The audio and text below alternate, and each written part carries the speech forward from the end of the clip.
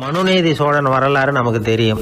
அது மாதிரி நீதி தவறாத ஆட்சியாளர்கள் பல பேர் இருந்திருக்கிறாங்க இந்த உலகத்துல. ஹசரத் உமர் பின் கத்தாப் அப்படின்னு ஒருத்தர், இஸ்லாத்தின் 2வது கலீஃபா இவர். அவருடைய ஆட்சி காலத்துல நடந்த ஒரு நிகழ்ச்சி. இந்த மன்னருக்கு ஒரு மகன், அவர் பேரு அபு ஷஹ்மா.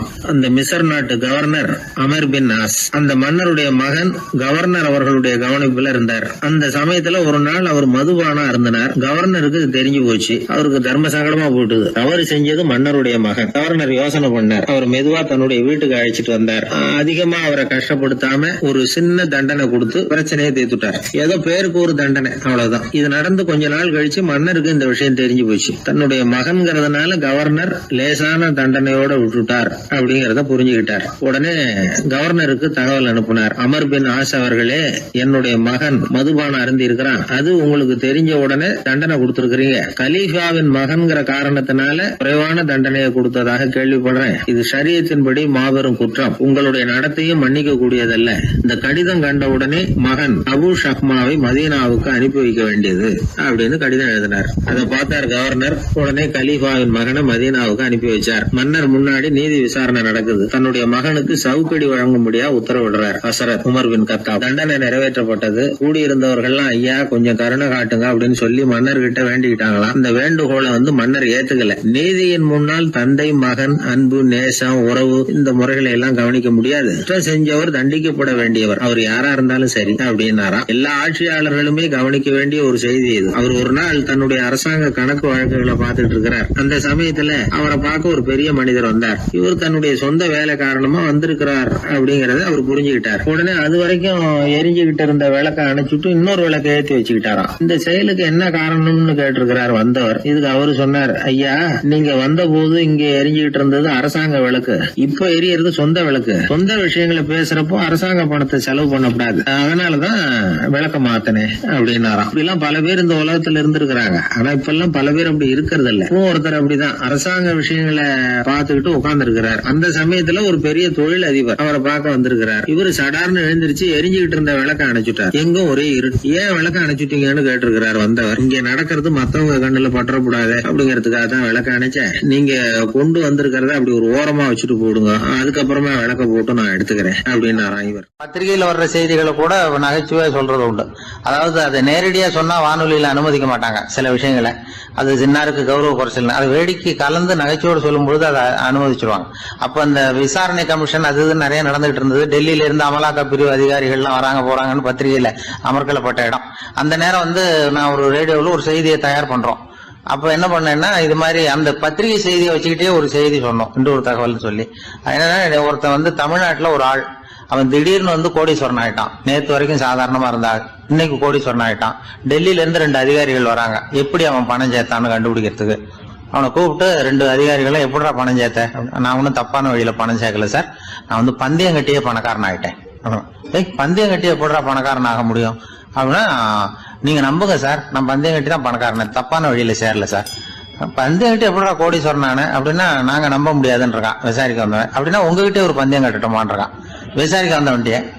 என்னடா பந்தயம் அப்படின்னா, ஒண்ணுமில்ல சார், இது என் கண்ணு, இது என் பல்லு, என் கண்ணு என் பல்லாலேயே கடிக்கிறேன், எவ்வளவு பந்தயம். விசாரிக்க வந்தவன் 100 ரூபாய் எடுத்து வச்சான், இதை ப்ரூவ் பண்றான்னு. அப்படியே கண்ணை எடுத்துட்டான். அது பளிங்கு கண்ணு, ஏற்கனவே ஒரு கண்ணு பளிங்கு கண்ணு வச்சுனா எடுத்து கடிச்சு விட்டான். இது விசாரிக்க வந்தாலும் 100 ரூபாய் விட்டுட்டு நிக்கிறான். எப்படி பணம் சேர்த்தான்னு வந்தவன். உடனே இன்னொருத்தன், இவன்ட்ட என்னடா பேச்சு கொடுக்காரா, நம்ம பணம் தான் அங்க போயிட்டு இருக்கு, உனக்கு விசாரிக்க தெரியல, போடா நான் விசாரிக்கிறேன்னு அடுத்தவன் வந்தான். அது நீ ஒழுங்கா சொல்றேன், எப்படா பணம் சேர்த்தேன் சார், நீங்க கொஞ்சம் புத்திசாலியா தெரியுது அவரை விட, நீங்களாவது நம்புங்க சார், பந்தயம் கட்டி தான் பணம் சேர்த்தேன், நான் நம்ப முடியாது. அப்படின்னா உங்ககிட்ட இன்னொரு பந்தயம் கட்டட்டுமா அப்படின்றான். வேண்டாம், அவனை ஏமாத்தி விட்டேன் ஆள வேண்டான்றான். இல்ல சார், அவரு ஏமாந்தது பொய் கண்ணு, பளிங்கு கண்ணுன்னு தெரியாது, ஏமாந்துட்டார். இப்போ உங்ககிட்ட பந்தயம் கட்டது நெஜம் கண்ணு, இந்த பக்கம் பளிங்கு கண்ணு கிடையாது, நெஜம் கண்ணு, இதை பல்லால கடிக்கிறேன். அவன் ஒரு 100 ரூபாய் எடுத்து வச்சான். இவன் அப்படியே பல்செட்டை கட்டினான் தனியா, அப்படியே கட்டி கடிச்சு விட்டான். அதையும் விட்டுட்டான். இவன் உடனே 2 பேரும், இவன்கிட்ட பேச பேச நம்ம பணம் தான் அவன்கிட்ட போயிட்டு இருக்கு, இவன் எப்படி பணம் சேர்த்தான்னு கண்டுபிடிக்கிறதுக்கு டெல்லியில இருந்து வந்திருக்கான்.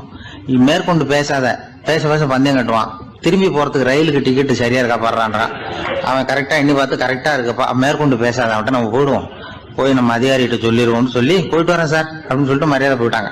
போய் டெல்லியில பெரிய அதிகாரிகிட்ட போய், சார் அவன்கிட்ட விசாரிச்சு பார்த்தோம் சார், தமிழ்நாட்டுல பந்தயம் கட்டி தான் பணம் சேர்த்தேன்னு சாதிக்கிறான், எங்ககிட்ட ஒரு 200 ரூபாய் வாங்கிட்டான் சார் அப்படின்னு அவருக்கு கோவம் வந்துட்டுது. இந்தியாவுக்கே தலைமை அதிகாரி, இதுக்காகவாடா நீங்க இருக்கீங்க? எத்தனை பேர் இருக்கீங்க உங்களை மாதிரி ஜூனியர் ஆபீசர்ஸ் நம்ம ஆபீஸ்ல இந்தியா பூரா விசாரிக்கிறதுக்கு? அப்படின்னா 30 பேர் இருக்கோம் சார். 30 பேருக்கு அனுபவம் பத்தாது, நான் இந்தியாவுக்கே தலைமை அதிகாரி, அனுபவம் ஜாஸ்தி, உங்களுக்கு ட்ரைனிங் கொடுக்கணும் எப்படி ஒருத்தரை விசாரிக்கிறதுன்னு. 30 பேரும் ஒரு ரூம்ல வந்து உட்காருங்க, ஒரு ஆள் போய் அந்த ஆள் தமிழ்நாட்டுல இருந்து இங்க கூப்பிட்டுட்டு வா, வர்ற வரைக்கும் அவன்கிட்ட பேசாதீங்க, பந்தயம் கட்டுவான், மெதுவா கொண்டு வந்து நிறுத்து அப்படின்னா ஒரு ஆள் வந்து ஸ்பெஷலா கூப்பிட்டு போட்டான். இது மாதிரி மேடையில நிறுத்திவிட்டு ஒரு தலைமை அதிகாரி 30 ஜூனியர் அதிகாரிகள் அவங்களுக்கு பயிற்சி கொடுக்குறார். இவனை பார்த்து, ஏய் ஒழுங்கா சொல்லு, எப்படி பணம் சேர்த்த, நான் இந்தியாவுக்கே தலைமை அதிகாரி, என்கிட்ட உண்மையை ஒத்துக்கிட்டீங்கன்னா உன்னை அப்ரூவர் ஆக்கிடுவேன் அல்லது தண்டனையை குறைப்பேன், அந்த அதிகாரம்லாம் என்கிட்ட உண்டு, ஒழுங்கா சொல்லு அப்படிங்கிறார். அவர், சார் நீங்க இந்தியாவுக்கே தலைமை அதிகாரி, அனுபவம் ஜாஸ்தி, நீங்களாவது நம்புங்க சார், நான் பந்தயம் கட்டி தான் பணம் சேர்த்தேங்கிறான். இங்கேயே வந்து இப்படி சாதிக்கிறேன், உன்னை நம்ப முடியாதரா அப்படின்னா உங்ககிட்ட ஒரு பந்தயம் கட்டட்டுமா? நானா அவர்கிட்ட போய் வானண்டா என் ஆளை ஏமாத்தி விட்டேன் அப்படின்னா, இல்ல சார் அவங்க ஏமாந்தது என் உடம்ப பத்தின ரகசியம், என் கண்ணு பளிங்கு கண்ணுன்னு தெரியாது, நான் பல்செட்டு கட்டியிருந்தது தெரியாது, ஏமாந்துட்டாங்க. இப்ப நான் உங்ககிட்ட கட்டுற பந்தயம் உங்க உடம்ப பத்தின ரகசியம். என் உடம்புல என்னடா ரகசியம்? முதுகுல, உங்க முதுகுல 1 ரூபா அகலத்துக்கு கருப்பா ஒரு மச்சம் இருக்கு, உண்டா இல்லையானா? இல்லைன்னு தெரியும் அவருக்கு. இல்லடா நேத்து வரைக்கும் இல்ல சார், இப்ப இருக்குது மச்சம் அப்படின்னு உடனே 100 ரூபாய் எடுத்து வச்சார் அவர் தலைமை அதிகாரி. ஒரு 100 ரூபாய் வச்சு சட்டையை கட்டி காட்டுறாரு, மச்சம் இல்ல, இவன் தோத்துட்டான் இங்கிருந்து போனவன்.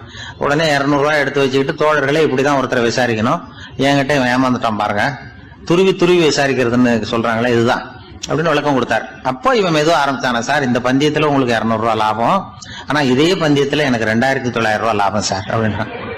என்னடா பண்ண அப்படின்னு கேட்டிருக்காரு. உங்களுக்கு தெரியாம இந்த 30 பேர்கிட்டையும் தனித்தனியா ஒரு பந்தயம் கட்டியிருக்கேன். 30 பேர்கிட்ட என்னடா பந்தயம் கட்டினேன்? ஒண்ணும் இல்ல சார், உங்க எல்லாரும் முன்னாடியும் உங்க மேல் அதிகாரியை சட்டையை கேட்ட வைக்கிறேன், உங்களுக்கு பந்தயம் கட்டினேன், போயிட்டு உங்க பூரா எனக்கு 2900 ரூபாய் லாபம். அவரு பார்த்தா அதிர்ச்சி ஆயிட்டாரு.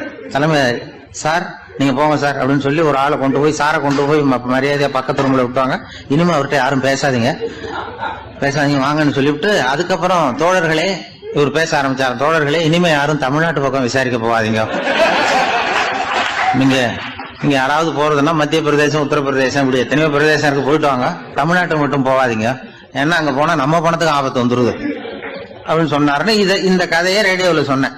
இந்த கதையை உண்மை சம்பவமா சொன்னா அனுமதிச்சிருக்க மாட்டாங்க. இந்த நகைச்சுவைக்கு உள்ள மரியாதை என்னன்னா, அது ஒரு கதை மாதிரி உண்டு பண்ணி இப்படி சொன்னதும், இதுல என்ன என்னுடைய விசேஷம்னா, இந்த ஸ்கிரிப்ட வாங்கிட்டு வர சொல்லி மந்திரியினுடைய பிஏ வந்தார். ஒரு மந்திரி அப்ப இருந்தவர், அவர் பிஏ அடிக்கடி வருவார். வந்து இந்த போன நேத்து முந்தா நாள் ரேடியோல சொன்ன அந்த இன்னொரு தகவல் காப்பி ஒண்ணு வாங்கிட்டு வா அப்படி இப்படின்னு கூப்பிடுவார். மேடையில பேசுறதுக்கு எங்களுக்கு தேவை, உபயோகப்படும்னு கேட்பார். அவரு இந்த நிகழ்ச்சி வந்தப்போ உடனே அன்னைக்கு வந்துட்டார் அந்த பிஏ. இன்னைக்கு காலையில சொன்னீங்களே சார், மந்திரி கேட்கிறாரு மேடையில பேசுறதுக்கு அப்படின்னு. நான் அப்பதான் ஆச்சரியப்பட்டேன், பாருங்க இந்த நகைச்சுவைக்கு உள்ள மரியாதை. அவரே கேட்கிறார், சொல்லப்பட்டதே அவரை பத்தி தாங்கிறது தெரியாம அவரே எப்படி சொல்ல, அதுதான் சிரிப்புக்கு உள்ள மரியாதைங்கிறது. அது யாரை பத்தி சொல்றோமோ அவருக்கு தெரியாம கூட சொல்லலாம் அதை. அப்படி இது உண்மையில நடந்த சம்பவம். அந்த அமைச்சர் இப்ப இல்ல, உயிரோட எல்லாம் இப்ப இருந்து வாங்கிட்டு இருந்தார். ஒரு சன்னியாசி, அவரு ஒரு நாள் ஒரு கனவு கண்டாராம். அந்த கனவுல அவர் சொர்க்கத்துக்கு போறார். அங்க ஒரு பெரிய திருவிழா நடந்துகிட்டு இருக்குது. எங்க பார்த்தாலும் அலங்கார வளைவுகள், வண்ணமயமான விளக்குகள், பாதைகள் பூரா மலர்கள், எல்லா கட்டடங்களும் ஒளிமயம். அவ்வளவு கோலாகலமா பிரம்மாண்டமா அந்த திருவிழா நடந்துகிட்டு இருக்குது. அது என்ன திருவிழாங்கிறது இந்த சன்னியாசிக்கு புரியல. அங்க எதிரில் வந்துகிட்டு இருந்த ஒருத்தரை நிறுத்தி, என்ன விசேஷம் இங்க அப்படின்னு விசாரிச்சாராம். உனக்கு தெரியாத விஷயம், இன்னைக்கு இறைவனுக்கு பிறந்த நாள், அதை தான் எல்லாரும் சேர்ந்து கொண்டாடுறோம். இதுக்காக பிரம்மாண்டமான ஊர்வலம் ஒன்று வரப்போகுது, இறைவனே அந்த ஊர்வலத்தில் கலந்துக்கிறார் அப்படின்னார் அவர். உடனே அந்த சன்னியாசி ஒரு மரத்து நிழல்ல ஒதுங்கி நின்றுக்கிட்டார். ஊர்வலம் வந்துகிட்டு இருக்குது. முதல்ல ஒரு குதிரை வந்துகிட்டு இருக்கு, அது மேலே ஒருத்தர் உட்காந்துருக்கிறார். அவருக்கு பின்னாடி நிறைய பேர் கூட்டமாக வந்துகிட்டு இருக்கிறாங்க. இவ்வளவு கூட்டம் இவர் பின்னாடி வருதே, யார் இவர் அப்படின்னு கேட்டார். ஒரு மதத்தின் பெயரை சொல்லி, இவர் அந்த மதத்தின் தலைவர், அவரை பின்பற்றுகிற மக்கள் கூட்டம் பின்னாடி வந்துகிட்டு இருக்குது அப்படின்னு விவரம் சொல்லியிருக்கிறாங்க. இவங்களுக்கு அடுத்தபடியா இன்னொரு குதிரையில் ஒருத்தர் வந்துகிட்டு இருக்கிறார். அவருக்கு பின்னாடி ஏகப்பட்ட கூட்டம். இவர் யாருங்க அப்படின்னு கேட்டிருக்காரு சன்னியாசி. அங்கே இருக்கிறவங்க விவரம் சொல்லியிருக்கிறாங்க. இன்னொரு மதத்தின் பெயரை சொல்லி, இவர் அந்த மதத்தினுடைய தலைவர், அவர் வழியை பின்பற்றுகிறவர்கள் அவர் பின்னாடி கூட்டமாக வந்துகிட்டு இருக்கிறாங்க அப்படின்னு இருக்காங்க. இப்படி ஒவ்வொருத்தராக குதிரை மேலே வந்துக்கிட்டே இருக்கிறாங்க. அவங்கள பின்பற்றியும் ஒவ்வொரு கூட்டம் வந்துக்கிட்டே இருக்குது. அந்த பெரிய ஊர்வலம் அது பாட்டுக்கு போய்கிட்டு இருக்குது. கடைசியாக அது முடிஞ்சது ரொம்ப நேரம் கழித்து. அதுக்கப்புறம் கொஞ்சம் நேரம் கழித்து ஒரு வயசான ஆள் குதிரை மேலே வந்துக்கிட்டு இருக்கிறார். ஆனால் அவருக்கு பின்னாடி யாருமே இல்லை. அவர் பரிதாபமாக தனியாக வந்துக்கிட்டு இருக்கிறார். அவர் அந்த ஊர்வலத்தை சேர்ந்தவரா இல்லையாங்கிறதே தெரியல. இவர் யார், இவர் ஏன் இப்படி தனியாக வந்துக்கிட்டு இருக்கிறார் அப்படின்னு கேட்டிருக்கார் அந்த சன்னியாசி. என்னது இப்படி கேட்குறீங்க? இவர் தான் கடவுள். இவருக்காக தான் இன்றைக்கி இந்த ஊர்வலமே நடக்குது. இவருக்கு தான் இன்றைக்கி பிறந்த நாள். முன்னாடி போகிற ஊர்வலம் பூரா இவருடைய பிறந்த நாளை கொண்டாடுறதுக்காக தான் அப்படின்ட்டுருக்காங்க. இதை கேட்டதும் அந்த சன்னியாசிக்கு திடுக்குன்னு தூக்கி போட்டிருக்கு. இது வரைக்கும் கனவு கண்டுகிட்டு இருந்தவர் முடிச்சுக்கிட்டார். அதுக்கப்புறம் தான் யோசித்து பார்த்துருக்கார். உண்மைதான், மக்கள் எல்லாரும் வந்து பக்தி மார்க்கத்தில் போகிறதா நினச்சிக்கிட்டு பாதம் மாறி போய்கிட்டு இருக்கிறாங்க. கடவுளை பின்பற்றுவதாக நினைக்கிறாங்க பக்தர்கள். ஆனால் கடவுளுக்கு பின்னாடி யாருமே இல்லை. இன்னமும் இயல்பாக இதை பற்றி யோசித்து பார்த்தா உண்மைக்கு பின்னாடி தான் நான் போய்கிட்டு இருக்கேன் அப்படின்னு நிறைய பேர் சொல்கிறாங்க. ஆனால் அந்த உண்மை வந்து அனாதையாக போய்கிட்டு இருக்குது. அப்படி ஆயிட்டுது உலகம். இந்த காலத்துலேயும் ஒரு ஊர்வலம், ஒரு பெரிய மனுஷருக்கு பிறந்த நாள் விழா. அவர் குதிரை மேலே ஏறி முன்னாடி போய்கிட்டு இருக்கிறார். அவருக்கு பின்னாடி ஒரு 100 பேர் தொண்டர்கள் அவங்க பாட்டுக்கு போகிறாங்க. எல்லாம் பணம் கொடுத்து ஏற்பாடு பண்ணவங்க. எல்லாம் பணம் வாங்கிட்டு முன்னாடி போய்கிட்டு இருக்கிறாங்க. கொஞ்சம் தூரம் நடந்ததும் கால் வலிக்க ஆரம்பிச்சுட்டுது. ஒவ்வொருத்தராக அப்படியே ஒதுங்க ஆரம்பிச்சிட்டாங்க. அதான் முன்னாடியே பணம் கிடச்சிட்டுதே, இனிமேல் ஒதுங்கினா என்னன்னு ஒதுங்கிட்டாங்க. ஒரு கட்டத்தில் குதிரையில் போகிறவர் தற்செயலாக திரும்பி பார்க்குறாரு. பின்னாடி யாருமே இல்லை. எல்லோரும் ஓடி போயிட்டாங்க. ஒரே ஒரு ஆள் மட்டும் ரொம்ப விசுவாசமாக பின்னாடி நடந்து வந்துக்கிட்டு இருந்தான். ஏன்ப்பா நீ மட்டும் வந்துக்கிட்டு இருக்கிறியே, நீ வீட்டுக்கு போகலையான்னு கேட்டிருக்காரு அவர். நீங்கள் அந்த குதிரையையும் அதுக்குள்ளே வாடகை பணத்தையும் கொடுத்துட்டீங்கன்னா நானும் போயிடுவேன் அப்படின்னு நானும். இந்த ஆள் கங்கை கரை தோட்டம் பக்கத்தில் ஒரு ஆசிரமம். அங்கே ஒரு பெரியவர் தங்கி இருக்கிறார். அவர் தான் ராமகிருஷ்ண பரமஹம்சர். அந்த ஆசிரமம் இருந்த இடம் கரக்பூர். வங்காளத்தில் பொதுவாக எல்லாரும் மீன் சாப்பிட்றது உண்டு. கங்கையில் குளிச்சுட்டு கையில் ஒரு மீனோடு வர்றது வழக்கம். இவர் இருக்கிற இடத்துக்கு கங்கையில் படகு வழியாக வரணும். அப்படி தான் எல்லோரும் வருவாங்க. வர்றவங்கள ஒன்று கூட்டி ஆன்மீக விஷயங்களை பற்றி பேசிக்கிட்டு இருப்பார். ஒவ்வொரு நாள் ஒவ்வொருத்தர் நகரத்துக்கு போகணும். வரும்பொழுது மீன் கொண்டுகிட்டு வரணும். அதுக்கு ஒரு அட்டவணையே உண்டு ஆசிரமத்தில். அது பிரகாரம் ஒரு நாள் சுவாமி யோகானந்தர் படகில் போனார். படகை செலுத்தினவங்க ராமகிருஷ்ணரையும் சுவாமி யோகானந்தரையும் மற்றவங்களையும் பித்தர்கள் அப்படின்னு சொல்லி ஏளனமாக பேசினாங்க. அவங்க என்ன பைத்தியம் பிடிச்சவங்க அப்படிங்கிறது மாதிரி. சுவாமி யோகானந்தருக்கு ரொம்ப மென்மையான இதயம். இவங்க இப்படி கண்ணாபின்னான்னு பேசுகிறத பார்த்தா மீனை வாங்கிட்டு திரும்புகிறப்போ என்ன நடக்குமோ அப்படிங்கிற பயம் வேறு வந்துட்டுது அவருக்கு. அவ்வளவு மென்மையானவர். இதை தெரிஞ்சுக்கிட்ட ராமகிருஷ்ணர் யோகானந்தா இங்கே வா அப்படின்னு கூப்பிட்டார்.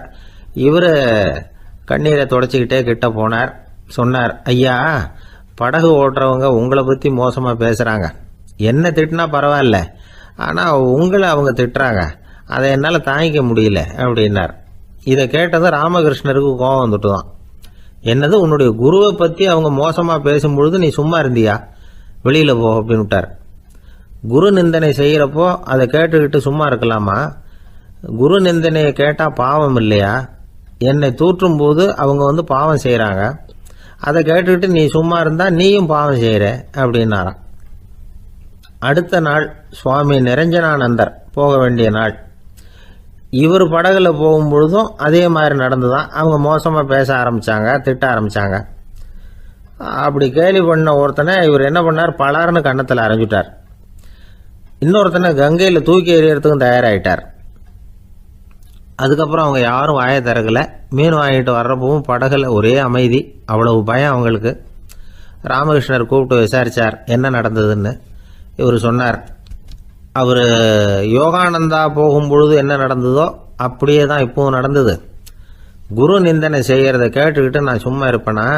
ஒருத்தனை அப்படியே அரைஞ்சுட்டேன், இன்னொருத்தனை ஆற்றுல தூக்கி போட்டுருவேன்னு பயமுறுத்தினேன், அவ்வளவுதான் அப்படின்னாராம். இப்போவும் ராமகிருஷ்ணருக்கு கோபம் வந்துட்டு தான். என்ன இது, அணியறது காஷாயம், இருக்கிறது ஆசிரமம், உனக்கு இவ்வளவு கோபம் வந்ததுன்னா அப்புறம் என்னத்துக்கு ஆசிரமத்தில் இருக்கணும்?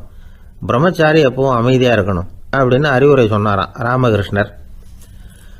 அப்போ இவர் கேட்டாராம், ஏங்க அவருக்கு ஒரு விதமான அறிவுரை சொன்னீங்க, எனக்கு வேற விதமாக அறிவுரை சொல்கிறீங்க, இதில் எது உண்மை அப்படின்னு கேட்டிருக்கார். இதுக்கு ராமகிருஷ்ணர் சொன்ன பதில் என்னன்னா, அட அசடே, சக்கரத்தில் காற்று அதிகமாக இருந்தால் குறைக்கணும், குறைச்சலாக இருந்தால் கூட்டணும். அவன் சாது, அவனுக்கு அதிக உணர்ச்சி தேவை, உனக்கு படபடப்பு அதிகம், உனக்கு பொறுமை தேவை அப்படின்னாராம். இதில் உள்ள கருத்து என்னன்னா, கல்விங்கிறது எப்படின்னா அதை சூழ்நிலைக்கு தகுந்த மாதிரி கற்பிக்கணும். எல்லாருக்கும் ஒரே மாதிரி கற்பிக்கக்கூடாது. கேட்குறவர் தகுதி, புரிஞ்சுக்கிற திறமை, இதை பொறுத்து கல்வி அமையணும். ஆரம்ப காலத்தில் ஒரு குரு, அப்போ ஒரு சீடன் இருந்தான். அது வேடிக்கையான குரு, வேடிக்கையான சீடன். ஒரு ஆசிரமம். ஒரு நாள் ஒருத்தன் அவசரமாக அந்த குருவை தேடி வந்திருக்கிறான். என்ன விஷயம்னு விசாரித்தார் குரு. உங்கள் சீடர் என்னை அடிச்சுட்டார் அப்படின்னு புகார் பண்ணானான் அந்த ஆள். குரு சீடனை கூப்பிட்டார். அடிச்சியா இந்த ஆளை அப்படின்னு கேட்டாரான். ஆமான் இருக்கான் சீடன். ஏன் அடிச்சே அப்படின்னு கேட்டாரான். இந்த ஆள் உங்களை பற்றி மட்டமாக பேசிவிட்டான், என்னால் அதை தாங்கிக்க முடியல, அதனால தான் அடிச்சுட்டேன் இருக்கான். அப்படி என்ன பேசினா அப்படின்னு கேட்டாரான். உன்னுடைய குருநாதர் இப்போல்லாம் அர்த்தமில்லாமல் பேச ஆரம்பிச்சுட்டார் அப்படின்னு சொல்லிவிட்டான், அதனால தான் அடிச்சுட்டேன் அப்படின்னு நானான். அதுக்காக அடித்தே அப்படின்னாரான். நான் அதுக்காக அடிக்கலை குருவே, இப்பெல்லாம் நீங்கள் அர்த்தமில்லாமல் பேசுகிறதாக அவன் சொல்கிறான், அப்படின்னா இதுவரைக்கும் நீங்கள் அர்த்தத்தோடு பேசினதாகத்தானே அர்த்தம், அது தப்பு தானே, அதனால தான் அடித்தேன் அப்படின்னு நானான். ஒரு சீன தேசத்து அரசர் இருந்தார். அவருக்கு வயசாயிட்டுது. அவருக்கு அடுத்தபடியாக அவருடைய புள்ள பட்டத்துக்கு வரணும், ஆட்சி பொறுப்பை ஏற்றுக்கணும். ஒரு நல்ல தலைவனுக்கு இருக்க வேண்டிய பண்புகள்லாம் தன்னுடைய மகனுக்கு இருக்கணும்னு விரும்பினார் அந்த அரசர். அதனால் இளவரசனை பக்கத்தில் இருந்த ஒரு குரு கிட்ட அனுப்புனார். இளவரசன் அவர்கிட்ட போய் சேர்ந்தான். அந்த குரு என்ன பண்ணார் தெரியுமா? இவனை பார்த்து சொன்னார், இதை பாருப்பா, நீ என்ன பண்ணுற, இப்போவே பக்கத்தில் இருக்கிற காட்டுக்கு போ, நடு காட்டில் போய் ஒரு இடத்துல உட்காந்துக்கோ, அங்கே என்னென்ன சத்தம்லாம் உன் காதில் விழுதுன்னு கவனித்து கேளு, உன் காதில் விழுந்த ஓசைகள் என்னென்னங்கிறத என்கிட்ட வந்து சொல்லு, அதுதான் எனக்கு தெரியணும், உனக்கு வேலையும் அதுதான் அப்படின்னு சொல்லி அனுப்பி வச்சுட்டார். இளவரசன் காட்டுக்கு போனான்.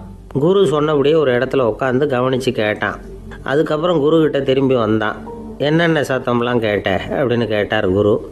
குருவே, காட்டில் நான் பறவைகள் சத்தம்லாம் கேட்டேன், மிருகங்களின் ஓசையையும் கேட்டேன், இதை தவிர இடி, மின்னல், மழை இதுகளோட சத்தத்தையும் கேட்டேன் அப்படின்னா. குரு யோசனை பண்ணார், நீ இன்னமும் சரியாக கேட்கல, அதனால் மறுபடியும் காட்டுக்கு போ, கொஞ்ச நாள் தங்கியிருந்து கேட்டுட்டு வா அப்படின்னார். இளவரசனுக்கு ஒன்றும் புரியல. இருந்தாலும் குருவின் கட்டளையாச்சே, மறுக்க முடியுமா? உடனே அவன் மறுபடியும் காட்டுக்கு போனான். ஒரு இடத்துல உட்காந்தான். கொஞ்ச நேரம் உன்னிப்பாக கவனித்து கேட்டான்.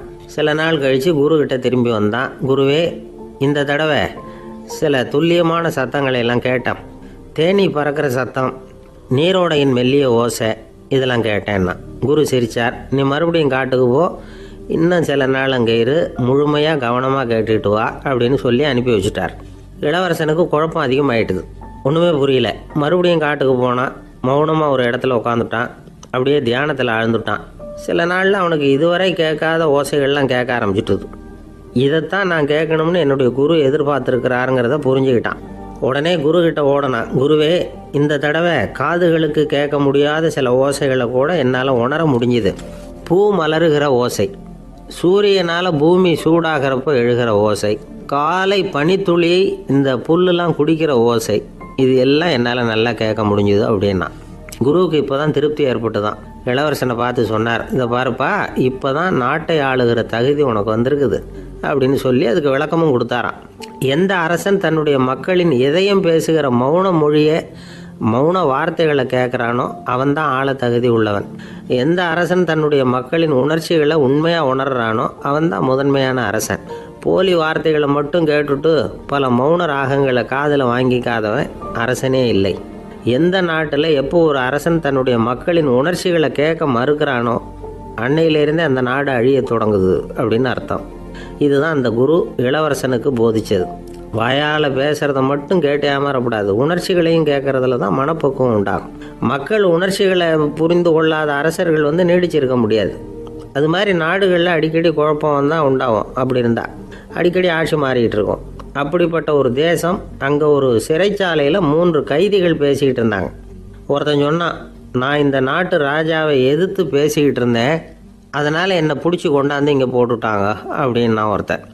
இன்னொருத்தன் சொன்னான், நான் இந்த நாட்டு ராஜாவை ஆதரித்து பேசிக்கிட்டு இருந்தேன், அதனால் என்னை பிடிச்சி கொண்டாந்து இங்கே தள்ளிவிட்டாங்க அப்படின்னா.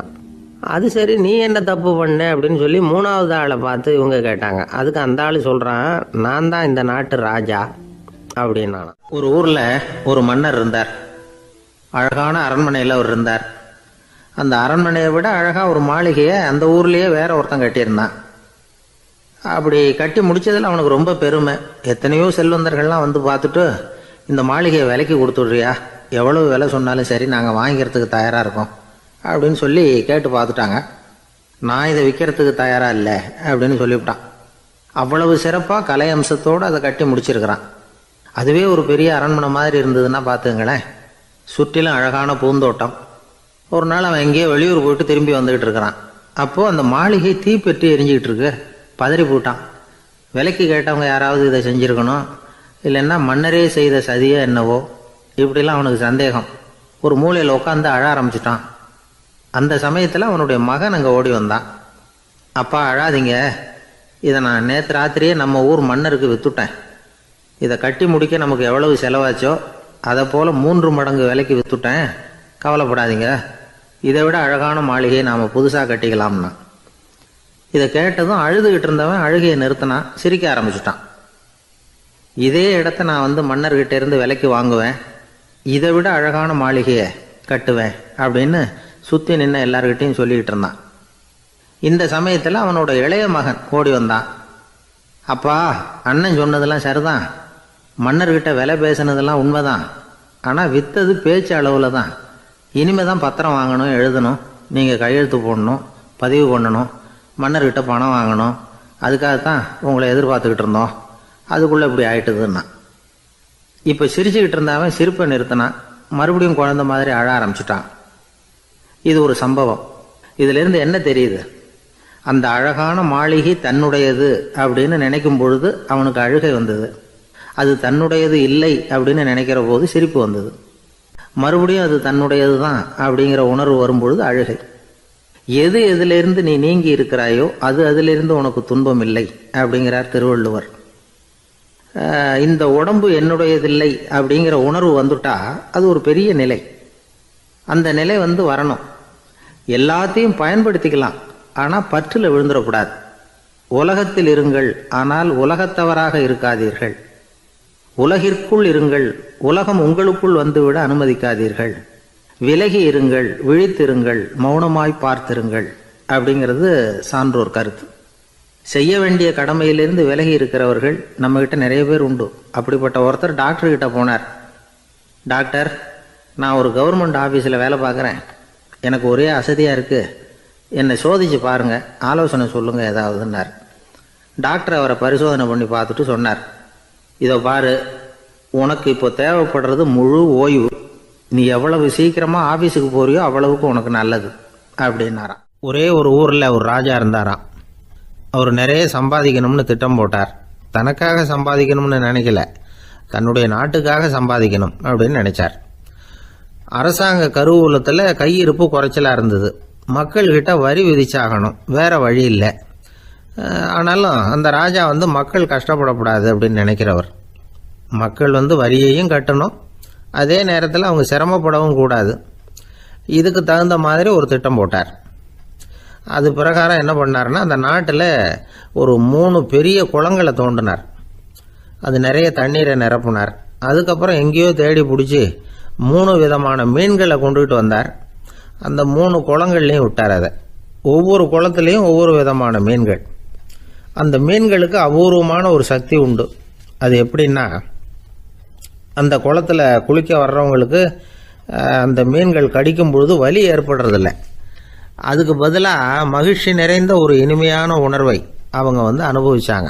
அது எப்படின்னா, இந்த முதல் குளத்தில் இருந்த மீன்களால் கடிக்கப்படும் பொழுது ஒரு விதமான இன்ப மயக்கத்தில் திளைச்சிருக்கிறது மாதிரி உணர்வு. இந்த 2வது குளம் இருக்க, அதில் இருக்கிற மீன் கடிச்சதுன்னு வைங்க, மக்களுக்கு எப்படி இருக்கும்னா, கால்களே தரையில் படாமல் அப்படியே ஆகாயத்தில் மிதக்கிறது மாதிரி ஒரு உணர்வு, அதை அனுபவிக்கிறாங்க. 3வது குளத்தில் இருக்கிற மீன் கடிச்சதுன்னா அவங்கெல்லாம் அப்படியே கோடீஸ்வரராக மாறிட்டதாக ஒரு உணர்வு, அதை வந்து அவங்களால அனுபவிக்க முடியுது. இப்படி ஒரு அபூர்வமான மீன் அது. அந்த 3 வகை. இப்படி இருந்தால் மக்கள் அந்த குளங்களில் குளிக்கிறதுக்கு ஆசைப்படாமல் இருப்பாங்களா? அதனால் கூட்டம் கூட்டமாக அலமோத ஆரம்பிச்சிட்டாங்க. ஒவ்வொரு குளத்தின் கரையிலேயும் கியூ வரிசையில் நிற்க ஆரம்பிச்சிட்டாங்க. அந்த நாட்டு மன்னர் என்ன பண்ணார்னா, ஒவ்வொரு குளத்தங்கரையிலையும் ஒரு ராஜாங்க அதிகாரியை உட்கார வச்சார். டிக்கெட்டை அடித்து கொடுத்தார். குளிக்க வர்றவங்க கிட்ட ஒரு குறிப்பிட்ட தொகையை கட்டணமாக வசூலிக்க ஆரம்பித்தார். அவ்வளவுதான். அரசாங்க கருவூலம் நிரம்ப ஆரம்பிச்சுட்டுது. ராஜாங்கத்துக்கு தேவையான பணம் கிடைச்சிட்டுது. இது ஒரு கதை. இதை பற்றி என்ன நினைக்கிறீங்க? அதாவது மக்களுக்கு சுமை தெரியாமலே வரி வசூல் பண்ணுறது நல்லது தானே அப்படின்னு நினைப்பீங்க. ஆனால் இன்றைக்கும் உலகத்தில் பல அரசாங்கங்கள் இதே மாதிரி 3 குளங்களை வெட்டி வச்சிருக்குது. மக்களும் அதில் குளிச்சுக்கிட்டு தான் இருக்கிறாங்க. அது எப்படிங்கிறீங்களா? அந்த முதல் குளம் தான் சினிமா தியேட்டர். அதில் குளிக்கிறவங்க தான் ஒரு விதமான இன்ப மயக்கத்தில் திளைச்சிருக்கிறது மாதிரியான உணர்வை அனுபவிக்கிறவங்க. 2வது குளம் தான் சாராய கடை. இந்த குளத்தில் குளிக்கிறவங்க தான் கால்களே தரையில் படாமல் ஆகாயத்தில் மிதக்கிறது மாதிரி உணர்வை அனுபவிக்கிறவங்க. 3வது குளம் லாட்ரி டிக்கெட். இதில் குளிக்கிறவங்க தாங்கள் அப்படியே கோடீஸ்வரர்களாக மாறினது மாதிரி ஒரு உணர்வு, அதை அனுபவிக்கிறவங்க. இன்றைக்கி பல நாடுகள் இந்த குளங்களை பயன்படுத்திக்கிட்டு தான் வராங்க. ஒரு பூவில் வண்டு உட்காருது. அதில் இருக்கிற தேனை வண்டு எடுக்குது. இந்த சமயத்தில் அந்த பூவுக்கு வலிக்குமா? அதுக்கு வலிக்கிறது இல்லை. அந்த பூவோட மலர்ச்சியும் வளர்ச்சியும் குன்றி போகிறதும் கிடையாது. ஒரு ராஜா மக்கள்கிட்ட வரி வசூல் பண்ணும் பொழுது மக்களுக்கு சிரமமும் தெரியக்கூடாது, அதே நேரத்தை அதனால் அவங்க வாழ்க்கையும் கெட்டு போயிடக்கூடாது. அது மாதிரி வரி வசூல் பண்ணணுமா. இது காளிதாசனின் ரகுவம்சத்தில் காணப்படுகிற ஒரு கருத்து. ஒரு சின்ன குழந்தை தவறுதலாக ஒரு 25 காசு நாணயத்தை முழுங்கி விட்டுது. காசு வயத்துக்குள்ளே போயிட்டுது. அந்த குழந்தையோட தாய் உடனே குழந்தைய தூக்கிட்டு ஆஸ்பத்திரிக்கு புறப்பட்டாங்க. அப்போ அந்த பக்கமாக ஒருத்தர் வந்தார் தெருவில். என்ன விவரம்னு கேட்டார். இவங்க சொன்னாங்க, குழந்தை காசை முழுங்கிட்டுது, அதுதான் அவசரமாக ஆஸ்பத்திரிக்கு தூக்கிட்டு ஓடுறேன் அப்படின்னாங்க. அவர் வந்தவர் சொன்னார், கவலைப்படாதம்மா, உடனே இப்படி கொடுங்க குழந்தைய அப்படின்னு கையில் வாங்கினார். ஒரு கையில் அந்த குழந்தையோட கால் 2ஐயும் பிடிச்சி தலைகீழாக தூக்கி பிடிச்சார். இன்னொரு கையால் அந்த குழந்தையோட வயத்தில் குறிப்பாக ஒரு இடத்துல அப்படியே தேடி அந்த சுட்டு விரலால் ஒரு இடத்துல பொட்டுன்னு தட்டினார். உடனே காசு அந்த குழந்தையோட வாய் வழியாக வெளியில் விழுந்துட்டுது. காசை எடுத்துக்கிட்டு இருந்தாங்கம்மா உங்கள் குழந்தை அப்படின்னார். ரொம்ப நன்றிங்க, நிச்சயமாக நீங்கள் ஒரு டாக்டராக தான் இருக்கணும், என்னுடைய யூகம் சரிதானே அப்படின்னாங்களாம் அந்த அம்மா. அதுக்கு அவர், இல்லைங்க, நான் ஒரு இன்கம் டேக்ஸ் ஆஃபீஸர், வருமான வரி அதிகாரி அப்படின்னு சொல்லிவிட்டு போனாராம். சில பேருக்கு தொட்டதெல்லாம் வெற்றியாக முடியும், சில பேருக்கு தொட்டதெல்லாம் தோல்வியாக முடியும். இதில் உள்ள ரகசியம் என்ன? அதை தெரிஞ்சுக்கணும்னா இந்த கதையை கேளுங்க. ஜப்பானில் ஒரு பெரிய வீரர் இருந்தார். அவர் பேர் நொபுனாகா. அவர்கிட்ட இருந்த படை வீரர்கள் கொஞ்சம் பேர் தான். சிறிய படை பலத்தை வச்சுக்கிட்டு பெரிய பெரிய படைகளை எல்லாம் முறியடிச்சிருக்கிறார். அவர் அவ்வளவு சாமர்த்தியம் உள்ளவர். ஒரு தடவை எதிரி மீது படையெடுத்து போயிருக்கிறார். அப்போ அவருடைய படை வீரர்களுக்கும் தளபதிக்கும் ஒரு சந்தேகம் வந்துட்டுது. இந்த போர்ல நாம வெற்றி பெற முடியுமா அப்படிங்கிற சந்தேகம் இருந்தாலும் இதை எப்படி தலைவர்கிட்ட தெரிவிக்கிறது? ரொம்ப யோசனை பண்ணாங்க. கடைசியா கொஞ்சம் துணிச்சலை வரவழைச்சுக்கிட்டு மெதுவா கேட்டுட்டாங்க. அவர் பார்த்தார், சரி, அதை நாம முடிவு செய்ய வேணாம், புத்த விகாரத்துக்கு போயிட்டு வருவோம், பூவா தலையா போட்டு பார்த்துருவோம், என்ன வருதோ அது பிரகாரம் செயல்படுவோம், என்ன சொல்றீங்க? ஏன்னா போருக்கு செல்லும் பொழுது முழு மனசோட போகணும், ஊசலாட்டம் இருக்கக்கூடாது அப்படின்னார். தளபதியும் படை வீரர்களும் சரின்னு ஒத்துக்கிட்டாங்க. உடனே அவங்க எல்லாரும் அங்க பக்கத்துல இருந்த கோயிலுக்கு போனாங்களாம். தலைவர் உள்ள போனார். எல்லாரும் ஆவலோட வெளியில காத்துக்கிட்டு இருக்கிறாங்க. ரொம்ப நேரத்துக்கு அப்புறம் அவர் வெளியில வந்தார். தளபதி, துணை தளபதிகள் எல்லாரையும் கிட்டத்துல கூப்பிட்டார். அவங்க முன்னிலையில ஒரு தங்க காசை எடுத்தார். இத பாருங்க, இப்ப பூவா தலையா போட்டு பாத்துருவோம். பூ வந்தா தோத்துருவோம், தலை வந்தா ஜெயிச்சிருவோம். அதனால பூ விழுந்தா போர் வேணாம், அதை தவிர்த்துருவோம். தலை விழுந்ததுன்னா போருக்கு போவோம். விதி இப்போ நம்ம கையில தான் இருக்கு. இங்க என்ன தீர்ப்பு கிடைக்குதோ அது பிரகாரம் நடப்போம் அப்படின்னு சொல்லிவிட்டு தங்க காசு சுண்டி போட்டார். அது அப்படியே சுழன்று மேல போய் கணீர்னு தரையில வந்து விழுந்தது. எல்லாரும் ஆவலோடு அதை குனிஞ்சி பாக்குறாங்க. தலை விழுந்திருக்குது. ஒரே மகிழ்ச்சி, ஆரவாரம். அதுக்கப்புறம் அவங்களுக்கு சந்தேகம் வரவே இல்லை. அப்படியே உறுதியான ஒரு முடிவோட போருக்கு போனாங்க. வெற்றியோட திரும்பி வந்தாங்க. வெற்றி விழா நடக்குது. தளபதி பேசுறார், இந்த வெற்றியை காசுதான் முடிவு பண்ணிச்சு. அதனால விதியை வெல்ல யாரால முடியும் அப்படின்னார். சொல்லிவிட்டு உட்கார்ந்தார். அப்போ அந்த தலைவர் தன்கிட்ட இருந்த அந்த தங்க காசை எடுத்து ரகசியமா தளபதி கிட்ட கொடுத்தாராம். தளபதி அதை வாங்கி பாக்குறாரு. அந்த நாணயத்துல 2 பக்கமும் தலை தான் இருக்குது. இதுல இருந்து என்ன தெரியுதுன்னா, வெற்றியின் ரகசியம் என்னன்னா மன உறுதி தான். எதை செஞ்சாலும் மனக்குழப்பம் இருக்கக்கூடாது. எண்ணி துணிக கருமம், இது வள்ளுவர் வாக்கு. பரீட்சை ரிசல்ட் வர்ற சமயம் ஒரு பையன் ஒரு காசை சுண்டி போட்டு தலையா பூவா பாத்துக்கிட்டு இருந்தான். என்னப்பா பாஸா ஃபெயிலா பாக்குறியா அப்படின்னு கேட்டாங்க. பரீட்சை ரிசல்ட்டை பொறுத்த வரைக்கும் எனக்கு சந்தேகம் இல்லை சார் அப்படின்னா. அப்புறம் எதுக்கு இது அப்படின்னு கேட்டாங்க. ரிசல்ட் வந்த பிறகு எங்க அப்பா என்னை திட்டுறதோட விட்டுருவாரா இல்ல அடிப்பாரா அப்படிங்கறத தெரிஞ்சுக்கிறதுக்காக இது அப்படின்னு. ஒரு திருடன் ஒரு வீட்டுல போய் திருடணும்னு திட்டம் போட்டான். இருட்டுனதும் போய் திருடணும். ஆனா ராத்திரி ஆனா வாசல் கதவை சாத்தி உள்பக்கம் தாழ்பால் போட்டுருவாங்களே, என்ன பண்றது, எப்படி வீட்டுக்குள்ள போறது? இவன் யோசனை பண்ண ஒரு முடிவுக்கு வந்தான். சரி, பகல் நேரத்திலேயே யாருக்கும் தெரியாம அந்த வீட்டுக்குள்ள நுழைஞ்சிருவோம், அங்க போய் எங்கேயாவது ஒளிஞ்சுக்குவோம், இருட்டுற வரைக்கும் பேசாம இருப்போம், ராத்திரி எல்லாரும் தூங்கினதுக்கு அப்புறம் நைஸா போய் பீரோவை திறந்து இருக்கிறது பூரா எடுத்துக்கிட்டு ஓடியாந்துடலாம் அப்படின்னு திட்டம் போட்டான். அதே மாதிரி ஒரு நாள் மத்தியானத்துக்கு மேல அந்த வீட்டுக்காரன் எங்கேயோ வெளியில புறப்பட்டு போனான். வீட்டுக்கார அம்மா அடுப்பங்கரையில என்னவோ சமைச்சுக்கிட்டு இருந்தாங்க. திருடன் பார்த்தான். இதுதான் சமயம்னு அந்த வீட்டுக்குள்ள மெதுவா நுழைஞ்சிட்டான். எங்க ஒளியலாம்னு பார்த்தா வலது பக்கம் ஒரு ரூம் இருந்தது. அங்க போனான். அங்க ஒரு படுக்கை அறை, அங்க ஒரு பெரிய கட்டில் இருந்தது. அதுக்கு அடியில போய் பதுங்கிட்டான். இருட்டுனது நம்ம வேலையை ஆரம்பிக்கலாம், அது வரைக்கும் பொறுமையா இருக்கணும் அப்படின்னு சொல்லி பேசாம வாயை மூடிட்டு கம்முன்னு இருக்கிறான். ரொம்ப நேரம் கழிச்சு வெளியில போயிருந்த வீட்டுக்காரன் திரும்பி வந்தான். சாப்பிட்டான். லைட்டை நிறுத்தி விட்டு படுத்துட்டான். அந்த அம்மாவும் வேலையெல்லாம் முடிச்சுட்டு வந்து படுத்துட்டாங்க. நடு ராத்திரி. விடி விளக்கு லேசா எரிஞ்சுக்கிட்டு இருக்கு. வீட்டுக்காரன் லேசா கண்ணை முழிச்சான். கட்லுக்கு நேரா எதிரில ஒரு கண்ணாடி. அதுல பாக்குறான், கட்லுக்கு கீழே ஒரு திருடன் ஒளிஞ்சு இருக்கிறது தெரிஞ்சு போச்சு. உடனே அவன் திருடன் திருடன்னு சத்தம் போடல, யோசனை பண்ணான். மேஜையில இருக்கிற கத்தி எடுத்து கையில வச்சுக்குவோமா அப்படின்னு யோசனை பண்ணான். இந்த சந்தர்ப்பத்துல கத்தியை உபயோகப்படுத்துறதை விட புத்தியை உபயோகப்படுத்துறது தான் சாமர்த்தியம் அப்படின்னு நினைச்சான். உடனே அது பிரகாரம் செயல்பட ஆரம்பிச்சிட்டான். என்ன பண்ணான் தெரியுமா? எதையும் வெளியில காட்டிக்காம ரொம்ப சர்வசாதாரணமா தன்னுடைய மனைவி கிட்ட பேச ஆரம்பிச்சான். மனைவியும் புத்திசாலி, அதனால அவங்களுக்கு தெரியும். அவங்களும் வீட்டுக்காரர் கேட்ட கேள்விக்கு பொருத்தமா பதில் சொல்ல ஆரம்பிச்சாங்க. இவன் கேட்டான், இத பாரு, நமக்கு குழந்தை பிறந்தா அதுக்கு கிருஷ்ணமூர்த்தின்னு தான் பேர் வைக்கணும் அப்படின்னா. அதெல்லாம் முடியாது. ஆம்பளை பிள்ளையா இருந்தா ஏகாம்பரம், பொம்பளை பிள்ளையா இருந்தா பங்கஜவல்லி, இதுதான் அவங்க மாமனார் மாமியார் பேர், அதுதான் வைக்கணும் அப்படின்னாங்க அந்த அம்மா. அதெல்லாம் முடியாது, நான் முடிவு பண்ணிவிட்டேன் கிருஷ்ணமூர்த்தின்னு கத்தனா அவன். இல்ல ஏகாம்பரம் பங்கஜவல்லின்றது இந்த அம்மா. வாதம் முத்தி போச்சு. கிருஷ்ணமூர்த்தி கிருஷ்ணமூர்த்தி கிருஷ்ணமூர்த்தின்னா அவன். ஏகாம்பரம் பங்கஜவல்லி ஏகாம்பரம் பங்கஜவல்லின்னு இவங்க கத்துறாங்க. ஒரே சத்தமா போச்சு. இத கேட்டதும் பக்கத்து வீட்டுல இருந்தவங்க, எழுத்த வீட்டுல இருந்தவங்க எல்லாம் எழுந்திரிச்சு ஓடி வந்து இவங்க வீட்டு கதவை தட்ட ஆரம்பிச்சுட்டாங்க. தட தடன்னு. இவன் சாவகாசமா எழுந்திரிச்சு போய் கதவை திறந்தான். என்னங்க இந்த ராத்திரி வேலையில எங்களை எல்லாம் ஏன் கூப்பிட்டீங்க, யாருக்கு என்ன ஆச்சு அப்படின்னு கேட்டாங்க. கேட்டது யாருன்னா பக்கத்து வீட்டு கிருஷ்ணமூர்த்தி, எழுத்த வீட்டு ஏகாம்பரம் பங்கஜவல்லி எல்லாரும். அடடே, உங்களை கூப்பிடலீங்க, குழந்தைக்கு பேர் வைக்கிறது சம்பந்தமா எங்களுக்குள்ள சண்டை வந்துட்டுது, அதுதான் விஷயம். வேணும்னா இதான் கட்டிலுக்கு அடியில ஒளிஞ்சிட்டு இருக்கிறானே ஒருத்தன், அவனை கூட கேட்டு பாருங்க, அவன் தான் இதுக்கு சாட்சி அப்படிங்கிறான் அந்த ஆளு. உடனே எல்லாரும் விஷயத்த புரிஞ்சுக்கிட்டு திருடனை பிடிச்சி போலீஸ்ல ஒப்படைச்சிட்டாங்களாம். நெருக்கடியான நேரங்கள்ல பதறாம புத்திசாலித்தனமா செயல்படணுங்கிறத தெரிஞ்சுக்கிறதுக்காக இந்த கதை. புத்திசாலித்தனமா செயல்படுற ஒரு குடும்ப தலைவி இருக்காங்க. அவங்க என்ன செய்வாங்க தெரியுமா? எல்லாரும் ராத்திரி ஆனா வீட்டை உள்பக்கமா பூட்டி விட்டு தானே படுப்பாங்க. ஆனா அந்த அம்மா என்ன பண்ணுவாங்கன்னா, வீட்டை வெளிப்பக்கமா ஒரு பூட்டு போட்டு பூட்டி விடுவாங்க. எழுத்த வீட்டுக்காரங்க கிட்ட சொல்லி தினமும் இப்படி பூட்டி விட சொல்றது பழக்கம். ஏங்க அப்படி செய்யறீங்க, திருடன் சுலபமா உள்ளே வந்துடக்கூடாதுங்கிறதுக்காகவா அப்படின்னு கேட்டாங்க.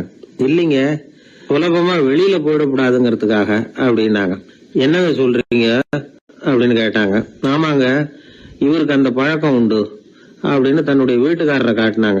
பக்கத்து வீடுகள் பத்திரமா இருக்கணுங்கிறதுக்காக தன்னுடைய வீட்டை பூட்டி வைக்கிறது ஒரு பெரிய விஷயம் தானே. நாட்டுல நல்லவங்க ஒருத்தர் 2 பேர் இருக்கிறதுனால தாங்க மழையே பெய்யுது அப்படின்னு சொல்றது உண்டு. நல்லார் ஒருவர் உளரேல் அவர் பொருட்டு எல்லாருக்கும் பெய்யும் மழை. சில சமயம் ரொம்ப பேர் திடீர்னு நல்லவங்களா ஆயிடுவாங்க போல இருக்கு. அதனால தான் விடாம பேய் மழையா கொட்டி தீர்த்துடுது. எல்லாரும் நல்லவங்களாயிட்டா உலகமே தாங்காது போல இருக்க. அப்பப்போ ஒருத்தர் 2 பேர் நல்லவங்களாகணும், அப்பதான் சீரா மழை பெய்யும். மாதத்துக்கு 3 பேர் நல்லவங்களான மாதம் மும்மாரி பொழியும். இதெல்லாம் வேடிக்கை பேச்சு. இப்போ இதெல்லாம் ஒரு பக்கம் இருக்கட்டும். இப்போ விஷயத்துக்கு வருவோம். ஒரு கும்பலில் நல்லவன் யார் அப்படிங்கிறத எப்படி கண்டுபிடிக்கிறது? இதுக்கு ஒரு வேடிக்கை கதை உண்டு. என்னுடைய நண்பர் ஒருத்தருக்கு அவங்க பாட்டியம்மா சொன்ன கதையும் அது. அது என்ன கதைன்னா, ஒரு ஊரில் ஒரு சமயம் பலமான மழை பெய்ய ஆரம்பிச்சுட்டு தான். இடி மின்னல் ரொம்ப கடுமையாக இருந்திருக்குது. ஆரம்பித்த மழை வர வர கடுமையாகிட்டு இருக்குதே தவிர நிற்கிற பாடா தெரியல. ஊர் ஜனங்கள்லாம் பார்த்தாங்க. இதுக்கு மேலேயும் வீட்டுக்குள்ளே இருந்தால் ஆபத்துங்கிறத புரிஞ்சுக்கிட்டாங்க. ஏன்னா வீடெல்லாம் இடிஞ்சி விழுந்துருமோங்கிற பயம். உடனே எல்லாரும் புறப்பட்டு ஊருக்கு பொதுவாக இருந்த ஒரு மண்டபத்தில் போய் தங்கிக்கிட்டாங்க.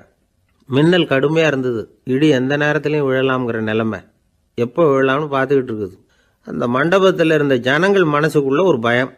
நம்ம கூட்டத்தில் யாராவது ஒரு கெட்டவன் பாவம் பண்ணவன் இருந்தால் கூட இடி இந்த மண்டபத்தில் விழுந்துரும், அது எல்லாருக்கும் ஆபத்து அப்படின்னு நினச்சாங்க. சரி, இதுக்கு என்ன பண்ணலாம் அப்படின்னு யோசனை பண்ணாங்க. அந்த கூட்டத்தில் ஒரு பெரியவர் இருந்தார். அவர் ஒரு யோசனை சொன்னார். இதை பாருங்க, அதுக்கு ஒரு வழி இருக்குது. அதோ எதிர்த்தாப்புல கொஞ்சம் தூரத்தில் ஒரு உயரமாக மரம் ஒன்று இருக்குது பாருங்க. பொதுவாக இடி சுலபமாக விழறது அது மாதிரி உயரமான மரத்தில் தான். நம்ம கூட்டத்தில் இருக்கிறவங்க எல்லாரும் ஒவ்வொருத்தராக போய் அந்த மரத்தை தொட்டு விட்டு திரும்பி வந்துடணும். நம்மள பாவம் பண்ணவன் யாரோ அவன் அந்த மரத்தை தொடுற சமயத்தில் இடி விழுந்துடும். அவன் மட்டும் போயிடுவான்.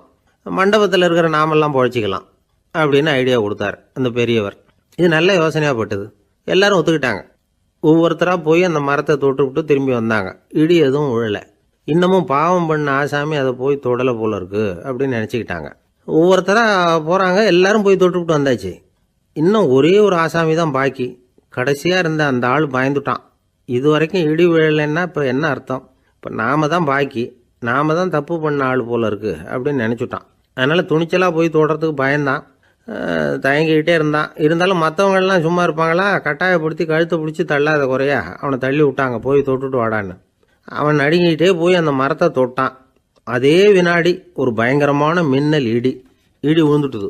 எங்கே விழுந்தது தெரியுமா? அந்த ஆள் மேலே இல்லை, மண்டபத்தில் விழுந்தது. மண்டபத்தில் இருந்தவங்க பூரா காலி. அந்த ஒரு ஆள் மட்டும் புழைச்சிக்கிட்டான்.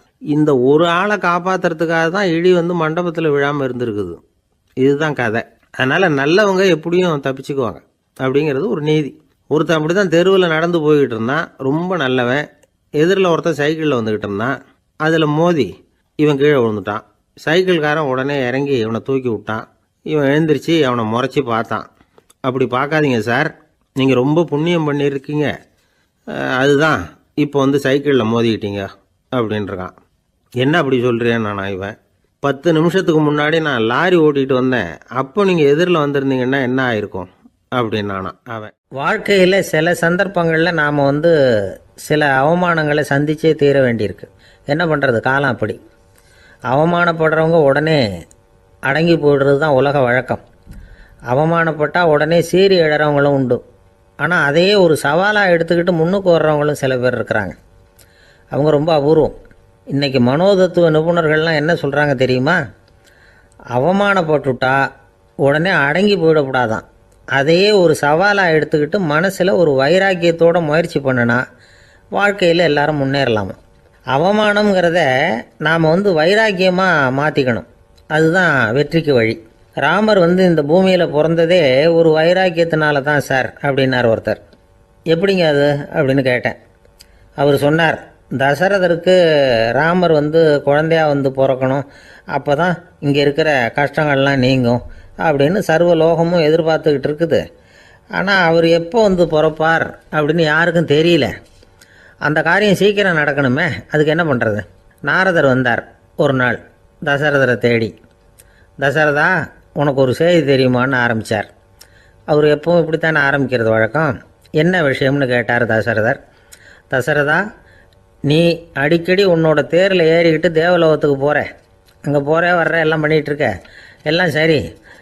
தேவலோகத்துலேயும் உன்னை நல்லபடியாக தான் வரவேற்கிறாங்க.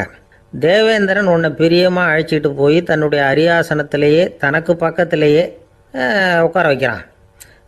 நீயும் சந்தோஷமாக உட்காந்து பேசிவிட்டு வந்துடுற. ஆனால் நீ இங்கே வந்ததுக்கு அப்புறம் அங்கே என்ன நடக்குது தெரியுமா உனக்கு அப்படின்னாரான் நாரதர். என்ன நடக்குது எனக்கு ஒன்றும் தெரியலையே அப்படின்னாரான் தசரதர். நாரதர்கிட்ட கிட்டத்தில் கேட்டிருக்கார், கொஞ்சம் சொல்லுங்கள் என்னது அப்படின்னு. அவர் நெருங்கி வந்தாராம் நாரதரும். மெதுவாக அவர் காதோட காதாக சொன்னாராம். அதாவது நம்ம பாஷையில் சொல்லப்போனால் பற்ற வைக்கிறார். நீ அங்கே தேவேந்திரங்கிட்ட உட்காந்து பேசிவிட்டு வந்த பிறகு நீ அங்கே உட்காந்துருந்த அரியாசனத்தை தண்ணி ஊற்றி கழுவி சுத்தப்படுத்துகிறாங்க. நீ என்ன அந்த அளவுக்கு சுத்தம் இல்லாத ஆளா, தினம் குளிக்காமையாக இருக்கிற அப்படின்னாராம். தசரதருக்கு இது ரொம்ப அவமானமாக போயிட்டுது. அப்படியே செய்கிறாங்க அப்படின்னாராம். ஆமாம், நீ வேணும்னா நான் சொல்கிறது உண்மையா இல்லையா அப்படின்னு சோதனை பண்ணி பார்த்துக்கோ அப்படின்னாராம் நாரதர். உடனே தசரதர் இதுக்காகவே புறப்பட்டு தேவலோகம் போனார். அங்கே வழக்கம் போலவே இவரை கூப்பிட்டு உட்கார வச்சு பேசிக்கிட்டு இருந்தான் தேவேந்திரன். கொஞ்ச நேரம் பேசிக்கிட்டு இருந்துட்டு சரி நான் கிளம்புறேன்னு புறப்பட்டார். சரி, அவனும் வாசல் வரைக்கும் வந்து வழி அனுப்பி வச்சுட்டு உள்ளே போயிட்டான். தசரதர் வெளியில் கொஞ்ச நேரம் மறைஞ்சி இருந்துட்டு மெதுவாக உள்ளே எட்டி பார்த்தார் என்ன நடக்குதுன்னு. நாரதர் சொன்னது உண்மைதான். தசரதர் உட்காந்துருந்த ஆசனத்தை அங்கே 2 தேவர்கள் கழுவி சுத்தப்படுத்திக்கிட்டு இருக்கிறாங்க. தசரதரால் இதை தாங்கிக்க முடியல. அவருக்கு ரொம்ப அவமானமாக போச்சு. நேராக கிடுகிடுன்னு தேவேந்திரங்கிட்டே போனார். நான் உட்காந்துருந்த இருக்கையே சுத்தம் பண்ணுறியே, நான் என்ன அந்த அளவுக்கு பாவியா அப்படின்னு கேட்டார். ரொம்ப கோபமாக கேட்டார். தசரதரே, மனுஷனுக்கு 3 கடன்கள் உண்டு. தேவ கடன், ரிஷி கடன், பித்ரு கடன். இதை தீர்க்காதவன் பாவியாகிறான். இதில் மகனை பெறுவதால் தான் பித்ரு கடன் தீரும். உனக்கு மகன் கிடையாது, அதனால் நீ பாவியாகிற. பாவி உட்கார்ந்துருந்த இடம்ங்கிறதுனால அதை சுத்தம் செய்ய வேண்டியது எங்கள் கடமை அப்படின்னு நானும் தேவேந்திரன். இந்த இடத்துல தசரதருக்கு ஏற்பட்ட அவமானம் ஒரு வைராக்கியமாக மாறிச்சு. தேவேந்திரனே கேட்டுக்கோ, ஒரு மகனை பெற்ற பிறகு தான் இந்த சபையில் மறுபடியும் அடி எடுத்து வைப்பேன் அப்படின்னு சொல்லிவிட்டு போயிட்டாராம். போய் புத்திர காமேஷ் யாகம் பண்ணார். புத்திரர்கள் பிறந்தார்கள். இந்த கதையில் உள்ள கருத்து என்னென்னா, தேவேந்திரன் தசரதரை அப்படி அவமானப்படுத்தலைன்னா அவருக்கு இப்படி ஒரு வைராக்கியம் பிறந்திருக்குமா யோசிச்சு பார்க்கணும். நமக்கு ஏற்படுகிற சில அவமானங்களையும் வைராக்கியமாக மாற்றிக்குவோம். அப்படி மாற்றிக்கிட்டோம்னா வாழ்க்கையில் முன்னேறலாம். நம்ம ஆளுங்க சில பேர் அவமானத்தை வைராக்கியமாக மாற்றிக்கிறது எப்படி தெரியுமா? நம்மக்கிட்ட ஒரு பையன் சொன்னான், எங்கள் அப்பா என்னை எல்லாருக்கும் முன்னாடி வச்சு திட்டிவிட்டார், பொறுப்பு இல்லாமல் ஊர் சுற்றுறேன்னு சொல்லி அவமானப்படுத்தி விட்டார். இனிமேல் நீ என் முகத்திலேயே முழிக்காதரா போடான்னு வேற சொல்லிவிட்டார். எனக்கு ரோஷம் வந்துட்டுது. அந்த அவமானத்தை வைராக்கியமாக மாற்றிக்கிட்டேன். அன்னையிலேருந்து அவர் முகத்திலேயே முழிக்கிறது இல்லை அப்படின்னா. அப்படியான்னு கேட்டோம். ஆமாங்க, அவர் வீட்டில் இல்லாத நேரமாக பார்த்து உள்ளே சமையல் கட்டுக்கு போய் சாப்பிட்டுட்டு நைஸாக வெளியில் வந்துடுவேன் அப்படிங்கிறான் அவன். எனக்கு அதிர்ஷ்டமே இல்லை சார் அப்படின்னார் ஒருத்தர். ஏன் அப்படி சொல்கிறீங்கன்னு கேட்டோம். வியாபாரம் பண்ணலாம்னு ஒரு கடை வச்சேன். வேண்டியப்பட்டவங்க கூட என் கடையில் எதுவும் வாங்க மாட்டேங்கிறான். எல்லாரும் அடுத்த கடைக்கு தான் போகிறான் அப்படின்னு சொல்லி ரொம்ப அழுத்துக்கிட்டார். இதுக்கு போய் அதிர்ஷ்டம் இல்லைன்னு சொல்லாதீங்க. வாடிக்கையாளர்களை கவர்றது எப்படிங்கிறது உங்களுக்கு தெரியல, அதுதான் குறை அப்படின்னும். சார், உங்களுக்கு தெரிஞ்ச அந்த ரகசியத்தை எனக்கும் கொஞ்சம் சொல்லி கொடுங்களேன் அப்படின்னார். சரி, உங்கள் காதை இப்படி கொடுங்க அப்படின்னு சொல்லி அது சம்பந்தமாக பெரிய வல்லுநர்கள் சொல்லியிருக்கிற கருத்துக்களை அவர்கிட்ட சொல்ல ஆரம்பித்தோம். அதாவது இந்த வாடிக்கையாளர்களை கவர்றதுக்கு வல்லுநர்கள் பல ஆலோசனைகளை ஏற்கனவே சொல்லி வச்சிருக்கிறாங்க. அது சம்பந்தமாக அனுபவப்பட்டவங்க, அதை தெரிஞ்சு வச்சுக்கணும். அதாவது கடை வச்சிருக்கிறவங்க எல்லாரும் இதை கொஞ்சம் காதில் வாங்கி வச்சுக்கணும். எதை இப்போ சொல்ல போகிறத. எப்பவும் பணத்தை சம்பாதிக்கிறதுலேயே குறியாக இருக்கக்கூடாதான். அதை விட முக்கியமாக நீங்கள் சம்பாதிக்க வேண்டியது வாடிக்கையாளர்களுடைய மன நிறைவு. வர்றவங்க திருப்தியோடு போகணும், அது முக்கியம். அதில் கவனமாக இருக்கணும். கடைக்கு வர்ற ஒருத்தர் ஏதாவது ஒரு குறை சொல்கிறாருன்னு வச்சுங்க, அதை அலட்சியப்படுத்தக்கூடாது. ரொம்ப அக்கறையோடு அதை காது கொடுத்து கேட்கணும். அப்படியா சார், அதை நான் அவசியம் கவனிக்கிறேன் அப்படின்னு சொல்லணும். ஒருத்தர் வரார், சார் நேற்றுக்கு உங்கள் கடையில் இதை நான் வாங்கிட்டு போனேன், வீட்டில் இது வேணான்னு சொல்லிவிட்டாங்க, அது திருப்பி கொடுக்கறதுக்காக தான் வந்திருக்கிறேன் அப்படின்னு சொல்லி திருப்பி கொடுக்குறார். உடனே நீங்கள் முகம் சுளிக்கக்கூடாது, எரிச்சல் படக்கூடாது. வழக்கம் போல் நிதானமாக முகம் அலர்ச்சியோடு அதை திருப்பி வாங்கிக்கணும். இவ்வளவு ரூபாய்க்கு சாமான் வாங்கினா இந்த ஸ்பூன் அன்பளிப்பு, இப்படி ஏதாவது கொடுக்கலாம். பண்டிகை காலங்கள்லேயும் பொருள்கள் வாங்குறவங்களுக்கு இப்படி ஏதாவது பொருத்தமாக ஒரு அன்பளிப்பு கொடுக்கலாம். நீங்கள் கொடுக்கறது ஒரு சர்வசாதாரணமான பொருளாக இருந்தால் கூட அது வாங்குற ஒரு மனசில் ஒரு மகிழ்ச்சியை ஏற்படுத்தும். எதுவும் உங்களால் கொடுக்க முடியலன்னா உங்கள் முகம் நிறைஞ்ச சிரிப்பையாவது கொடுங்க, அது போதும். உங்கள் கடையில் இல்லாத ஒரு பொருளை வாடிக்கையாளர் கேட்குறார், உடனே இல்லைன்னு முகத்தில் அடிச்சது மாதிரி சொல்லிடக்கூடாது. கொஞ்சம் உட்காருங்க சார் அப்படின்னு சொல்லி உங்க பணியாளர் யாரையாவது அனுப்பி வெளியில இருந்து வாங்கிட்டு வர சொல்லி அவர்கிட்ட கொடுக்கலாம். சில பேர் உங்க கடைக்கு வரும்பொழுது அவங்க வீட்டு குழந்தைகளையும் கூப்பிட்டுக்கிட்டு வர்றாங்கன்னு வைங்க. நீங்க என்ன செய்யணும்னா அந்த குழந்தைகளை முதல்ல கவனிக்கணும். அது கன்னத்தை கிள்ளணும், அதுகிட்ட விளையாடணும், அதுக்கு ஏதாவது மிட்டாய் பிஸ்கட் எதையாவது கொடுத்து அது கவனத்தை கவரணும். அதுக்கப்புறம் பெரியவங்களை கவனிக்கலாம். உங்க கடையில வேலை செய்யற பணியாளர்கள் சுத்தமா இருக்கணும். சிரிச்ச முகம், சுறுசுறுப்பு, இது ரெண்டும் அவங்களுக்கு தேவை. அழுது ஒடிஞ்சிக்கிட்டு இருக்கக்கூடாது. அப்புறம் இன்னொரு விஷயம், அதிகமா பொருள் வாங்குற ஒருத்தர்கிட்ட அதிக மரியாதையாகவும் குறைச்சலா பொருள் வாங்குறவர்கிட்ட வேற விதமாகவும் நடந்துக்க கூடாது. எல்லாருக்கிட்டையும் சமமா நடந்துக்கணும். 5 ரூபாய்க்கு வாங்கினாலும் சரி, 500 ரூபாய்க்கு வாங்கினாலும் சரி, அவங்க கிட்ட நீங்க காட்டுற மரியாதையில வித்தியாசம் இருக்கக்கூடாது. எல்லாத்துக்கும் மேல உங்க கடையில ஒரு பொருள் வாங்கினா அது உண்மையானதா இருக்கும், தரமுள்ளதா இருக்கும் அப்படிங்கிற நினைப்பு ஜனங்களுக்கு வரணும். அதனால தரமான பொருளையே நீங்க உங்க கடையில வச்சிருக்கணும். இது வரைக்கும் நான் சொன்னதையெல்லாம் கவனத்தில் வச்சுக்கிட்டு நீங்க கடையை ஆரம்பிச்சீங்கன்னா வியாபாரம் பிச்சுக்கிட்டு போகும். அப்படி போகலன்னா அதுக்கப்புறம் கேளுங்க. ஏன்னா இந்த யோசனைகள்லாம் அனுபவப்பட்டவங்க சொல்லியிருக்கிற யோசனைகள். இந்த யோசனைகள்ல நீங்க எச்சரிக்கையா இருக்க வேண்டிய ஒரு விஷயம் உண்டு. அது என்னங்கிறதையும் தெரிஞ்சு வச்சுக்கிறது நல்லது. என்னுடைய நண்பர் ஒருத்தர் வந்தார். சார், உங்க யோசனையை கேட்டதுனால நான் ஒரு அறை வாங்கினது தான் மிச்சம்னார். என்ன ஆச்சுன்னு கேட்டேன். எங்க கடைக்கு ஒரு பெரிய அம்மா குழந்தைய தூக்கிட்டு வந்தாங்க சார். உங்க யோசனைப்படி அந்த குழந்தையோட கன்னத்தை கிள்ளணும்னு முயற்சி பண்ணினேன். திடீர்னு அந்த நேரம் பார்த்து அந்த குழந்தை தலையை குனிஞ்சுக்கிட்டுது. என் கை குழந்தையோட கன்னத்துக்கு பதிலாக அது தூக்கிட்டு வந்தவங்க கன்னத்தை கிள்ளி விட்டுது. அதுதான் அப்படி ஆயிட்டுது அப்படின்னார் கன்னத்தை தடவிக்கிட்டே. ஒரு நாள் ஒரு நண்பரை சந்திச்சேன். உங்க வீடு எதுன்னு உங்களுக்கு தெரியுமா சார்ன்னு. அவர் என்ன ஒரு மாதிரியா பார்த்தார். அப்புறம் சொன்னார், தெரியும் அப்படின்னாரு. சரி, உங்க தொலைபேசி எண் உங்களுக்கு தெரியுமான்னு. அதுவும் தெரியும்னார். உங்க மனைவி மக்கள் யார் யாருன்னு உங்களுக்கு தெரியுமான்னு கேட்டேன். என்ன ஒரு மாதிரியா பார்த்தார். அப்புறம் சொன்னார், அதுவும் தெரியும் சார் அப்படின்னார். சரி, நீங்க யாருன்னு உங்களுக்கு தெரியுமான்னு கேட்டேன். இப்போதான் அவர் முழிக்க ஆரம்பிச்சார். அவர் மட்டும் அப்படி இல்லை, நாம எல்லாருமே அப்படிதான். எதிரில் நிற்கிறது யாருங்கிறது தெரியும், நாம யாருன்னு நமக்கு தெரியாது. உண்மையிலேயே நாம யார்? இந்த கேள்விக்கான பதிலை தான் வாழ்க்கை பூரா நாம தேடிட்டு இருக்கிறோம். புத்தர் என்ன சொல்றாரு தெரியுமா? நீங்க கடவுளை பத்தி கவலைப்பட தேவையில்லை, உங்களை பத்தின கவலை உங்களுக்கு இருந்தா போதும் அப்படிங்கிறார். நான் யார், எனக்கு ஏன் இந்த கவலை அப்படின்னு உங்களை நீங்களே கேட்டுக்குங்க அப்படிங்கிறார். நாம ஏன் கடவுளை படைச்சோம்? அது ஒரு நழுவல் முயற்சியாம். அதாவது தன்னிடமிருந்து தானே தப்பிக்கிற ஒரு முயற்சியாம். இப்படிதான் அதை சொல்றாங்க அறிஞர்கள்லாம். மக்கள் பொய்யான பிரச்சனைகள்ல ஆர்வமா இருக்கிறாங்க. அதுக்கு தீர்வு காணவும் முயற்சி பண்றாங்க. கடவுளை பத்தி விவாதிக்க எல்லாருக்கும் விருப்பம். தன்னுடைய சுயம் பற்றிய பிரஜையே இருக்கிறதில்ல.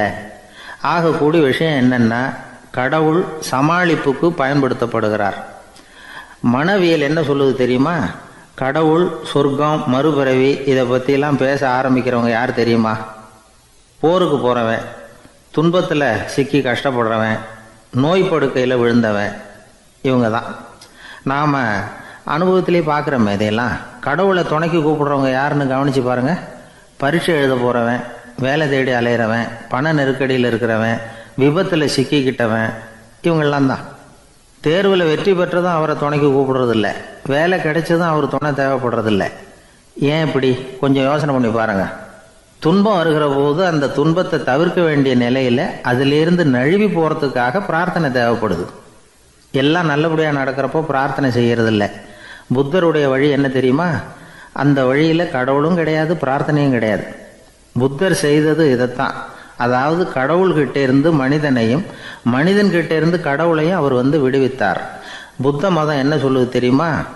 கடவுள் பிரச்சனை அல்ல, மனிதன் தான் உண்மையான பிரச்சனை அப்படின்னு சொல்லுது. உங்களை நீங்க நல்லா தெரிஞ்சுக்கிட்டா போதும், நீங்களே கடவுள் ஆயிடுவீங்க அப்படிங்கிறது தான் புத்த மதம். அதனால நமக்கு தேவை உள்முக பயணம். நான் யார் அப்படிங்கிற கேள்வியோட உள்ள போகணும். அங்க போனாதான் தெரியும் நான் அப்படின்னு அங்க யாருமே இல்லைங்கிறது. இதெல்லாம் புத்தர் சொல்லுகிற ஒரு தத்துவம். தத்துவம்னு சொன்னாவே நமக்கெல்லாம் அதை புரிஞ்சுக்கிறது கஷ்டம்தான். நம்ம பொறுத்த வரைக்கும் தத்துவம்ங்கிறதுல 2 வகை உண்டு. ஒன்று தத்துவம், இன்னொன்று மகா தத்துவம். தத்துவம்னா என்ன தெரியுமா? கேட்குறவங்களுக்கு புரியப்படாது, அதுதான் தத்துவம். மகா தத்துவம் என்னன்னா சொல்றவங்களுக்கும் புரியப்படாது. அந்த வகையில் பார்த்தா இன்று ஒரு தகவலும் ஒரு மகா தத்துவம் தான். ஒரு காடு, நல்ல மரம்லாம் செழிச்சு இருந்தது. அப்படிப்பட்ட காட்டில் ஒரு சாது இருந்தார். அவர் எப்படின்னா எப்பவும் ஒரு மரத்தடியில் உட்காந்துருப்பார். ஏன்னா அவருடைய இருப்பிடமே அதுதான். அவர் என்ன பண்ணுவார், 3 கல் வச்சுருந்தார். செங்கல் மாதிரி இருக்கும், ஆனால் அதை விட கொஞ்சம் பெருசாக இருக்கும். எதுக்கு அந்த 3 கல்லுன்னா அதுதான் அவருடைய படுக்கை. அதாவது தூங்குறப்ப ஒரு கல்லை தலைக்கு கீழே வச்சுக்குவார், இன்னொரு கல்லை இடுப்புக்கு கீழே வச்சுக்குவார், இன்னொரு கல்லை காலுக்கு கீழே வச்சுக்குவார். உடம்பை அப்படியே ஒரு தகட்டால் மூடிக்குவார், அப்படியே தூங்கி போடுவார். மழை பெய்யுதுன்னு வச்சுங்க, அவர் உடம்பு 3 கல் மேலே இருக்குதா, அதனால் தண்ணி அடியில் ஓடி போடும், உடம்பு நனையாது. மேலே தகடு இருக்கிறதுனால மழையும் உடம்புல படாது. அவர் தூக்கமும் கெடாது, நிம்மதியாக தூங்குவார். பகலில் அந்த 3 கல்லையும் ஒரு சேர ஒரு அடுப்பு மாதிரி வச்சு அது மேலே உட்காந்துக்குவார். அதனால் பாம்பு பூச்சி எதுவும் அவரை தொந்தரவு பண்ணுறதில்ல, அது பாட்டுக்கு நடந்து போயிடும். அவர் பாட்டுக்கு நிம்மதியாக இருப்பார். யாராவது எதையாவது கொண்டுகிட்டு கொடுத்தா அதை வாங்கி சாப்பிடுவார், அவ்வளவுதான். ஒரு நாள் அந்த நாட்டு அரசன் காட்டுக்கு வேட்டையாட வந்தான். அந்த வழியாக வந்தப்போ இந்த சாது படுத்துருக்கிறத பார்த்தான், பரிதாபப்பட்டான். ஐயோ பாவம், இவர் இப்படி இந்த கல் மேலே உடம்ப வச்சுக்கிட்டு தூங்குறாரு, என்ன பாடுபடுவார். இவரை நாம் அரண்மனைக்கு அழைச்சிட்டு போய் சுகமாக நிம்மதியாக இருக்கிறதுக்கு வழி செஞ்சு கொடுப்போம், அது ரொம்ப நல்லாயிருக்கும் அப்படின்னு நினச்சான். அப்படி நினச்சிக்கிட்டே அரண்மனைக்கு வந்துட்டான். அதுக்கப்புறம் ஒரு பல்லக்கையும் 2 சேவகர்களையும் காட்டுக்கு அனுப்பி அந்த சாதுவை மெதுவாக இங்கே அழைச்சிட்டு வந்துடுங்க அப்படின்னு சொல்லி அனுப்பி வச்சான். இவங்க போய் அவர்கிட்ட விவரத்தை சொன்னாங்க. எனக்கு என்னத்துக்கு அரண்மனை வாசம் அப்படின்னார். இருந்தாலும் மன்னர் உத்தரவு, நீங்கள் அவசியம் வரணும் அப்படின்னாங்க இவங்க. சரின்னு சொல்லிவிட்டு வேறு வழி இல்லாமல் புறப்பட்டார். புறப்படும் பொழுது என்ன பண்ணாருன்னா, மறக்காமல் அந்த 3 கல் ஒரு தகடு அதையும் எடுத்து பல்லக்கில் வச்சுக்கிட்டார். என்னத்துக்கு இதையெல்லாம் எடுத்து வைக்கிறாரு அப்படின்னு சொல்லி அவங்க யோசனை பண்ணாங்க. இருந்தாலும் அதை பற்றி ஒன்றும் கேட்கல. பேசாமல் அவரை அழைச்சிட்டு போய் அரண்மனையில் விட்டுட்டாங்க. அரசன் ஓடி வந்தான், வரவேற்றான், அறுசுவை உணவு படைத்தான். அவர் படுக்கிறதுக்கு தங்க கட்டில், பட்டு மெத்தை, இப்படி எல்லாம் ஏற்பாடு பண்ணி வச்சான். இங்கே படுத்து ஓய்வு எடுத்துங்க அப்படின்னு சொல்லிவிட்டு அவன் பாட்டு போயிட்டான். மறுநாள் காலையில் பார்க்குறான், சாது படுத்துருக்கிறார். எப்படி தெரியுமா? அந்த பட்டு மெத்தை மேலே 3 கல்லையும் வச்சு வழக்கம் போலவே அது மேலே படுத்துருக்கிறார். அதுக்கு மேலே தகடு. அரசன் பார்த்துட்டு அதிர்ச்சி ஆயிட்டான். என்ன சுவாமி இப்படி அப்படின்னா, சாது சொன்னார், எனக்கு தேவையும் இல்லை குறையும் இல்லை, எல்லா இடத்துலையும் எனக்கு ஒரே மகிழ்ச்சி தான் அப்படின்னார். மகிழ்ச்சிங்கிறது தங்க கட்டிலேயோ பட்டு மெத்தையிலேயோ இல்லை, அது மனசில் இருக்கிற ஒரு விஷயம். உண்மையான மகிழ்ச்சிக்கு வழி மனப்பக்குவம் அப்படிங்கிறது அந்த அரசனுக்கு புரிஞ்சுதான். இந்த காலத்தில் ஒரு சாமியார், அவரை தேடி ஒரு சீடன் வந்தான். என்னாச்சு தெரியுமா? சுவாமி, எனக்கு நிம்மதி வேணும், அதுக்கு என்ன வழின்னு கேட்டான். சாமியார் நிமிர்ந்து பார்த்தார். அப்புறம் சொன்னார், நீ ஏகப்பட்ட பேர்கிட்ட கடன் வாங்கியிருக்கிற, அதையெல்லாம் திருப்பி கொடுத்தாதான் உனக்கு நிம்மதி கிடைக்கும்னார். இவனுக்கு ஆச்சரியம். அது எப்படி சாமி, அவ்வளவு கரெக்டாக நான் கடன் வாங்கினதை கண்டுபிடிச்சிங்க அப்படின்னா, உனக்கு கடன் கொடுத்து சாமியாராக போனதே நான் தான்ப்பா, அதனால தான் இந்த கதிக்கு வந்தேன். என்கிட்டயே நிம்மதிக்கு வழி கேட்குறியே, அதுதான்டா வேதனை அப்படின்னாராம் அவர். ஒரு பள்ளிக்கூடம், அதில் வசதியான வீட்டுக்குள்ள ஒருத்தன் படிச்சுக்கிட்டு இருந்தான். இன்னொரு ஏழை பையனும் அங்கே படிச்சுக்கிட்டு இருக்கிறான். இவங்க 2 பேரும் ஒரே தெருவில் தான் இருக்கிறாங்க. பணக்கார வீட்டு பையன் பங்களாவில் இருந்தான். அவனுக்கு வேலை செய்யறதுக்காக சில வேலை ஆட்கள் உண்டு. அதனால் அவன் நல்லா சாப்பிடுவான், தூங்குவான், ஏதோ வரணுமேங்கிறதுக்காக பள்ளிக்கூடத்துக்கு வருவான், போவான், அவ்வளவுதான். இந்த ஏழை பையன் இருக்கானே, அவன் அப்படி இல்லை. காலையில் எழுந்திருப்பான், உடற்பயிற்சி பண்ணுவான், அவங்க வீட்டில் கிடைக்கிற சாதாரண உணவு அதை அளவோடு சாப்பிடுவான், வீட்டில் உள்ள வேலைகளையும் செய்வான், பள்ளிக்கும் தவறாமல் வந்துடுவான். அவனுக்கு கூட பிறந்த சகோதர சகோதரிகள் 8 பேர். எல்லாரும் தன்னம்பிக்கையோடு அவங்க வேலையை செஞ்சுக்கிட்டு இருந்தாங்க. இந்த பையன் எப்பவும் உண்மையை தான் பேசுவான், கடமையை ஒழுங்காக செய்வான். ஆசிரியர்களுக்கு இவனை ரொம்ப பிடிக்கும். அதனால் இவனை அந்த பள்ளிக்கூடத்து மாணவர் தலைவனாக ஆக்கியிருந்தாங்க. இது அந்த பெரிய இடத்து பையனுக்கு பிடிக்கல. மாணவர் தலைவனுக்கு பணிஞ்சு போகிறதுக்கும் அவனுக்கு விருப்பம் இல்லை. ஒரு நாள் வகுப்பில் ஆசிரியர் எல்லா மாணவர்களுக்கும் ஒரு வேலை கொடுத்தார். எல்லாரும் அதை சுறுசுறுப்பாக செஞ்சுக்கிட்டு இருக்கிறாங்க. இவன் மட்டும் சோம்பலாக உட்காந்துருக்கிறான். ஆசிரியர் அந்த பக்கமாக வந்தார், இதை பார்த்துட்டார். உடனே மாணவர் தலைவனாக இருக்கிற அந்த ஏழை பையனை கூப்பிட்டார். இந்த பாருப்பா, ஏன் அந்த பையன் இப்படி சும்மா உட்காந்துருக்கிறான், என்னன்னு விசாரிச்சு சொல்லு அப்படின்னு சொல்லிவிட்டு உள்ளே போயிட்டார். இவன் மெதுவாக போய் அவங்ககிட்ட விசாரிச்சான், ஏன் இப்படி சோர்ந்து போய் உட்காந்துருக்கிற அப்படின்னு. அவன் ரொம்ப அலட்சியமாக இவனை திரும்பி பார்க்குறான். என்னோட சிரமம் உனக்கு என்ன தெரியும்? வீட்டில் என்னுடைய சௌகரியங்களை கவனிக்கிற வேலையாட்கள் 2 பேரும் இன்னைக்கு வேலைக்கு வரல, அதனால் என்னோட வேலையெல்லாம் நானே கவனிக்கிற மாதிரி ஆயிட்டுது, அதனால் சோர்ந்து போயிட்டேன் அப்படின்னு நான். அப்புறம் கேட்டிருக்கான், அது சரி, உன்னுடைய வீட்டில் உன்னுடைய வேலைக்காரங்க வராத போது நீ எப்படி சமாளிக்கிற அப்படின்னு கிண்டலாக கேட்டிருக்கான். அதாவது இவன் ஏழைங்கிறதையும் இவன் வீட்டில் வேலை செய்யறதுக்கு யாரும் இல்லைங்கிறதையும் இப்படி சொல்லி கிண்டல் பண்ணுறான். இந்த ஏழை பையனுக்கு இது புரிஞ்சுது, மனசு வேதனை போட்டுது. இருந்தாலும் வெளியில் காட்டிக்காமல் சிரிச்சுக்கிட்டே சொன்னானா, எனக்கு அந்த கவலையே கிடையாது, என்னுடைய உதவிக்கு நான் நினைச்ச உடனே என்னுடைய காரியத்தை செய்யறதுக்கு 8 பேர் எப்பவும் தயாராக இருப்பாங்க அப்படின்னு நான். இவன் இப்படி சொன்னதும் அவனுக்கு ஒரு மாதிரி ஆயிட்டு தான், தலையை குனிஞ்சுக்கிட்டே போயிட்டான். உள்ளே உட்காந்துருந்த ஆசிரியர் காதில் இது விழுந்தது. உடனே இந்த ஏழை பையனை உள்ளே கூப்பிட்டு போனாரு, கேட்டாரு, என்னப்பா அப்படி சொல்ற? இவன் பொய் சொல்ல மாட்டாங்கிறது அவருக்கு தெரியும், அவனை சமாளிக்கிறதுக்காக இப்படி ஒரு பொய்யை சொல்லியிருப்பாங்கிறதையும் அவரால் ஏற்றுக்க முடியல. ஏன்பா, நீ நினைக்கிற காரியத்தை செய்ய 8 பேர் தயாராக இருக்கிறதா சொன்னியே, உன்னுடைய சகோதர சகோதரிகளை குறிப்பிட்டு அப்படி சொன்னியா அப்படின்னு கேட்டார். இல்லைங்க ஐயா, நான் அவங்கள குறிப்பிட்டு அப்படி சொல்லலைன்னா. அப்படின்னா பொய் சொன்னியா? இந்த சின்ன விஷயத்துக்கு அப்படி பொய் சொல்லலாமான்னார். ஐயா, நான் பொய்யும் சொல்லலைன்னா. இவன், அப்படின்னா நீ சொன்னதுக்கு என்ன அர்த்தம்னார். இப்போ அந்த பையன் சொல்றான், ஐயா, நான் நினைக்கிறத செய்து முடிக்க என் கூட இருக்கிற அந்த 8 பேர் யாருன்னா 2 காலு 2 கை, வாய், மூக்கு, கண்ணு, காது, ஆக மொத்தம் 8. இவங்க தான் இந்த வேலை ஆட்கள். நான் சொல்றதை செய்யறதுக்கு, நான் சொல்றதை கேட்கறதுக்கும் செய்யறதுக்கும் அவங்க எப்பவும் தயாரா இருக்காங்க. அந்த அளவுக்கு என்னுடைய பயிற்சிகள், பழக்க வழக்கங்கள் மூலமா அவங்கள நல்ல நிலைமையில வச்சிருக்கிறேன் அப்படின்னா. இந்த கதையை சுவாமி சின்மயானந்தர் சொல்றது வழக்கம். இயற்கை நமக்கு கொடுத்திருக்கிற வேலையாட்கள் இந்த 8, இவங்களை நல்ல முறையில வச்சிருந்து வேலை வாங்க வேண்டியது நம்முடைய கடமை. அந்த கடமையை ஒழுங்கா செஞ்சுக்கிட்டு வந்தா வாழ்க்கையில வெற்றி நிச்சயம், இல்லைன்னா குழப்பம்தான்.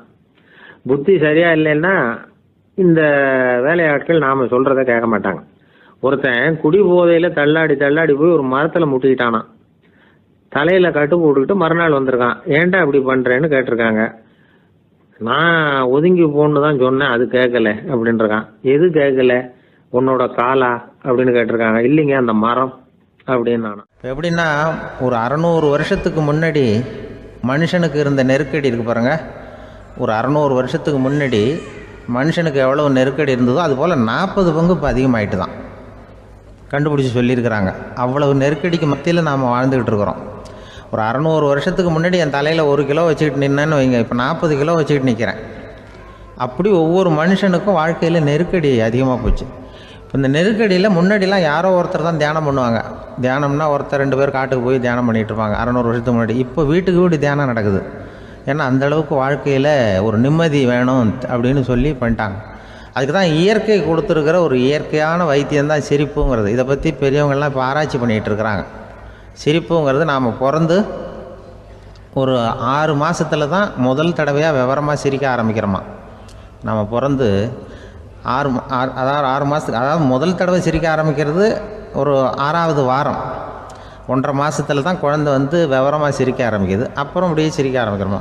அதையெல்லாம் இப்போ கணக்கு எடுத்துருக்குறாங்க. ஒரு குழந்தை ஒரு நாளைக்கு 200 தடவை சிரிக்குதான் ஒரு குழந்தை. பெரியவங்கள்லாம் 15 தடவை சிரிக்கிறாங்களாம். 200 தடவை சிரிச்சுக்கிட்டு இருந்த நாம் அப்படியே குறைஞ்சி 15 ஆகிட்டு. அதனால தான் இருதய நோயெல்லாம் வருது, ஹார்ட் அட்டாக்லாம் வருதுன்னு கண்டுபிடிச்சிருக்கிறாங்க. 200 சிரிப்புக்கு அது இயல்புத்தன்மை, மனுஷனுடைய இயல்புத்தன்மை சிரிக்கிறது. அதுக்கு ஜோக்கே தேவைப்படாது. ஆனால் இப்போ காலங்காலமாக நாம் என்ன போதிக்கப்பட்டு வந்திருக்கிறோம்னா, சிரிப்புங்கிறது ஒரு பாவமான செயல். ஒரு முதலாளிக்கு முன்னாடி தொழிலாளி சிரித்தா மரியாதை குறைச்சல், ஒரு கணவனுக்கு முன்னாடி மனைவி சிரித்தா மரியாதை குறைச்சல், அது மாதிரி ஒரு வாத்தியாருக்கு முன்னாடி பையன் சிரித்தா மரியாதை குறைச்சல், ஒரு ஆஃபீஸருக்கு முன்னாடி பியூனு சிரித்தா மரியாதை குறைச்சல், இப்படின்னு சொல்லி சிரிப்புங்கிறது ஏதோ மரியாதை குறைவான செயல்னு காலங்காலமாக நாம் போதிக்கப்பட்டு வந்திருக்கிறோம். இப்போ மரபு ரீதியாகவே அந்த சிரிப்பு நம்மகிட்ட சிறைப்பட்டுருக்குதான், அடங்கி போச்சு. அந்த சிறைப்பட்டிருக்கிற சிரிப்பை வெளியில் கொண்டு வர்றதுக்கு தான் ஜோக்குன்னு ஒரு சாவியை போட வேண்டியிருக்கு. வேறு இந்த ஜோக்குக்கும் சிரிப்புக்கும் சம்மந்தம் இல்லை. அதை ஏற்கனவே இருக்கிறத வெளில கொண்டு வரதுக்கு ஒரு சாவி மாதிரி உபயோகப்படுதுன்னு இப்போ அதை பற்றி ஆராய்ச்சி பண்ணுறவங்களாம் சொல்கிறாங்க. ஏன்னா சிரிப்புக்கு ஜோக்கு தேவைப்படாது. இப்போ ஒரு குழந்தை தொட்டிலில் படுத்துருக்குன்னு வைங்களேன், குழந்தை தொட்டிலில் இருக்குது, அது முகத்துக்கிட்ட போய் ஒரு கிளுகிழுப்பை ஆட்டுங்க சிரிக்கும். அந்த கிளுகிழுப்பை சத்தமே சிரிக்க வைக்கிறதுல அதுதான் மனுஷனுடைய இயல்புத்தன்மை. அது என்ன ஜோக்கா? அது சத்தம். ஒரு கிளுகிழுப்பையை கொண்டு போய் குழந்தை முகத்துக்கிட்ட ஆட்டினா சிரிக்குதே, அதுதான் இயல்புத்தன்மை. அதே கிளுகிழுப்பையை ஒரு தாத்தா மூஞ்சிக்கிட்ட ஆட்டுங்க, கோவம் வந்துடும், அடிக்க வருவார். என்னடா விளையாட்டு இது அப்படிம்பாரு. ஏன்னா அவர் சிரிச்சுக்கிட்டு இருந்தவர், அப்படி இருந்தவர் ஒரு காலத்தில். ஒரு கிளுகிழுப்பைக்கு சிரித்தவர் ஒரு காலத்தில் இப்போ கோவப்படுறாருன்னா அந்த அளவுக்கு நம்ம மாறி போயிட்டே வந்துக்கிட்டு இருக்கிறோம். அதனால் அந்த இயல்புத்தன்மை மாறாமல் இருக்கணுங்கிறது ரொம்ப முக்கியம். அதுக்காக எல்லோரையும் குழந்தையாக்க முடியாது. மனுஷன் எல்லோரும் இனிமேல் வயசுங்கிறது கூட ஆகிட்டே தான் இருக்கும். அதுக்காக குறைச்சிக்கிட்டே போக முடியாது. அதுக்கு யாராவது மருந்து கண்டுபிடிச்சாதான் உண்டு. ஆனால் ஒருத்தர் மருந்து கண்டுபிடிச்சாராம், சொல்லுவாங்க. ஒரு டாக்டர் ஒரு மாத்திரை கண்டுபிடிச்சாராம். ஒரு மாத்திரை சாப்பிட்டா ஒரு வயசு குறையும், ஒரு மாத்திரை சாப்பிட்டா ஒரு வயசு குறையும் அப்படின்னு ஒரு மாத்திரையை கண்டுபிடிச்சிருக்காரு. ஒரு பாட்டி அம்மா, 90 வயசு பாட்டி, அது போயிருக்கு. அதே டாக்டர்கிட்ட போய், ஐயா எனக்கு ஒரு பாட்டில் மாத்திரை கொடுங்க, இந்த வயசு குறையிற மாத்திரை அப்படின்றது. அவர் ஒரு பாட்டில் கொடுத்தாரு மாத்திரை. பாரும்மா பாட்டியம்மா, ஒரு மாத்திரை சாப்பிட்டா ஒரு வயசு குறையும், எடுத்துகிட்டு போகணும்னு கொடுத்துருக்காரு டாக்டர். இந்த 90 வயசு பாட்டி எடுத்துகிட்டு வீட்டுக்கு வந்துட்டு மறுநாள் அதே டாக்டர்கிட்ட போயிருக்கு. 30 வயசு பொண்ணாக போச்சான். 30 வயசு பொண்ணாக மாறி அதே டாக்டர்கிட்ட போயிருக்கு. இடுப்பில் ஒரு கை குழந்தை, அது சட்டை கட்ட போடாமல் கெட்டவரில் வாயில் வச்சுட்டு உட்காந்துருக்கு.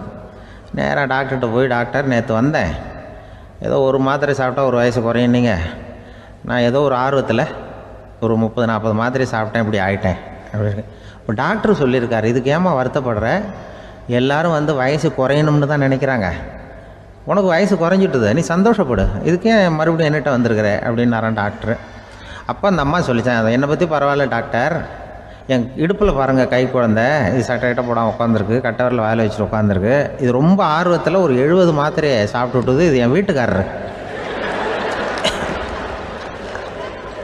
இவர்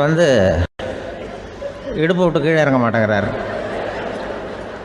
நான் எதையாவது கொடுத்து இனிமேதான் வயசை கூட்டி இறக்கி விடுவேன் டாக்டர் அப்படின்னு தான்.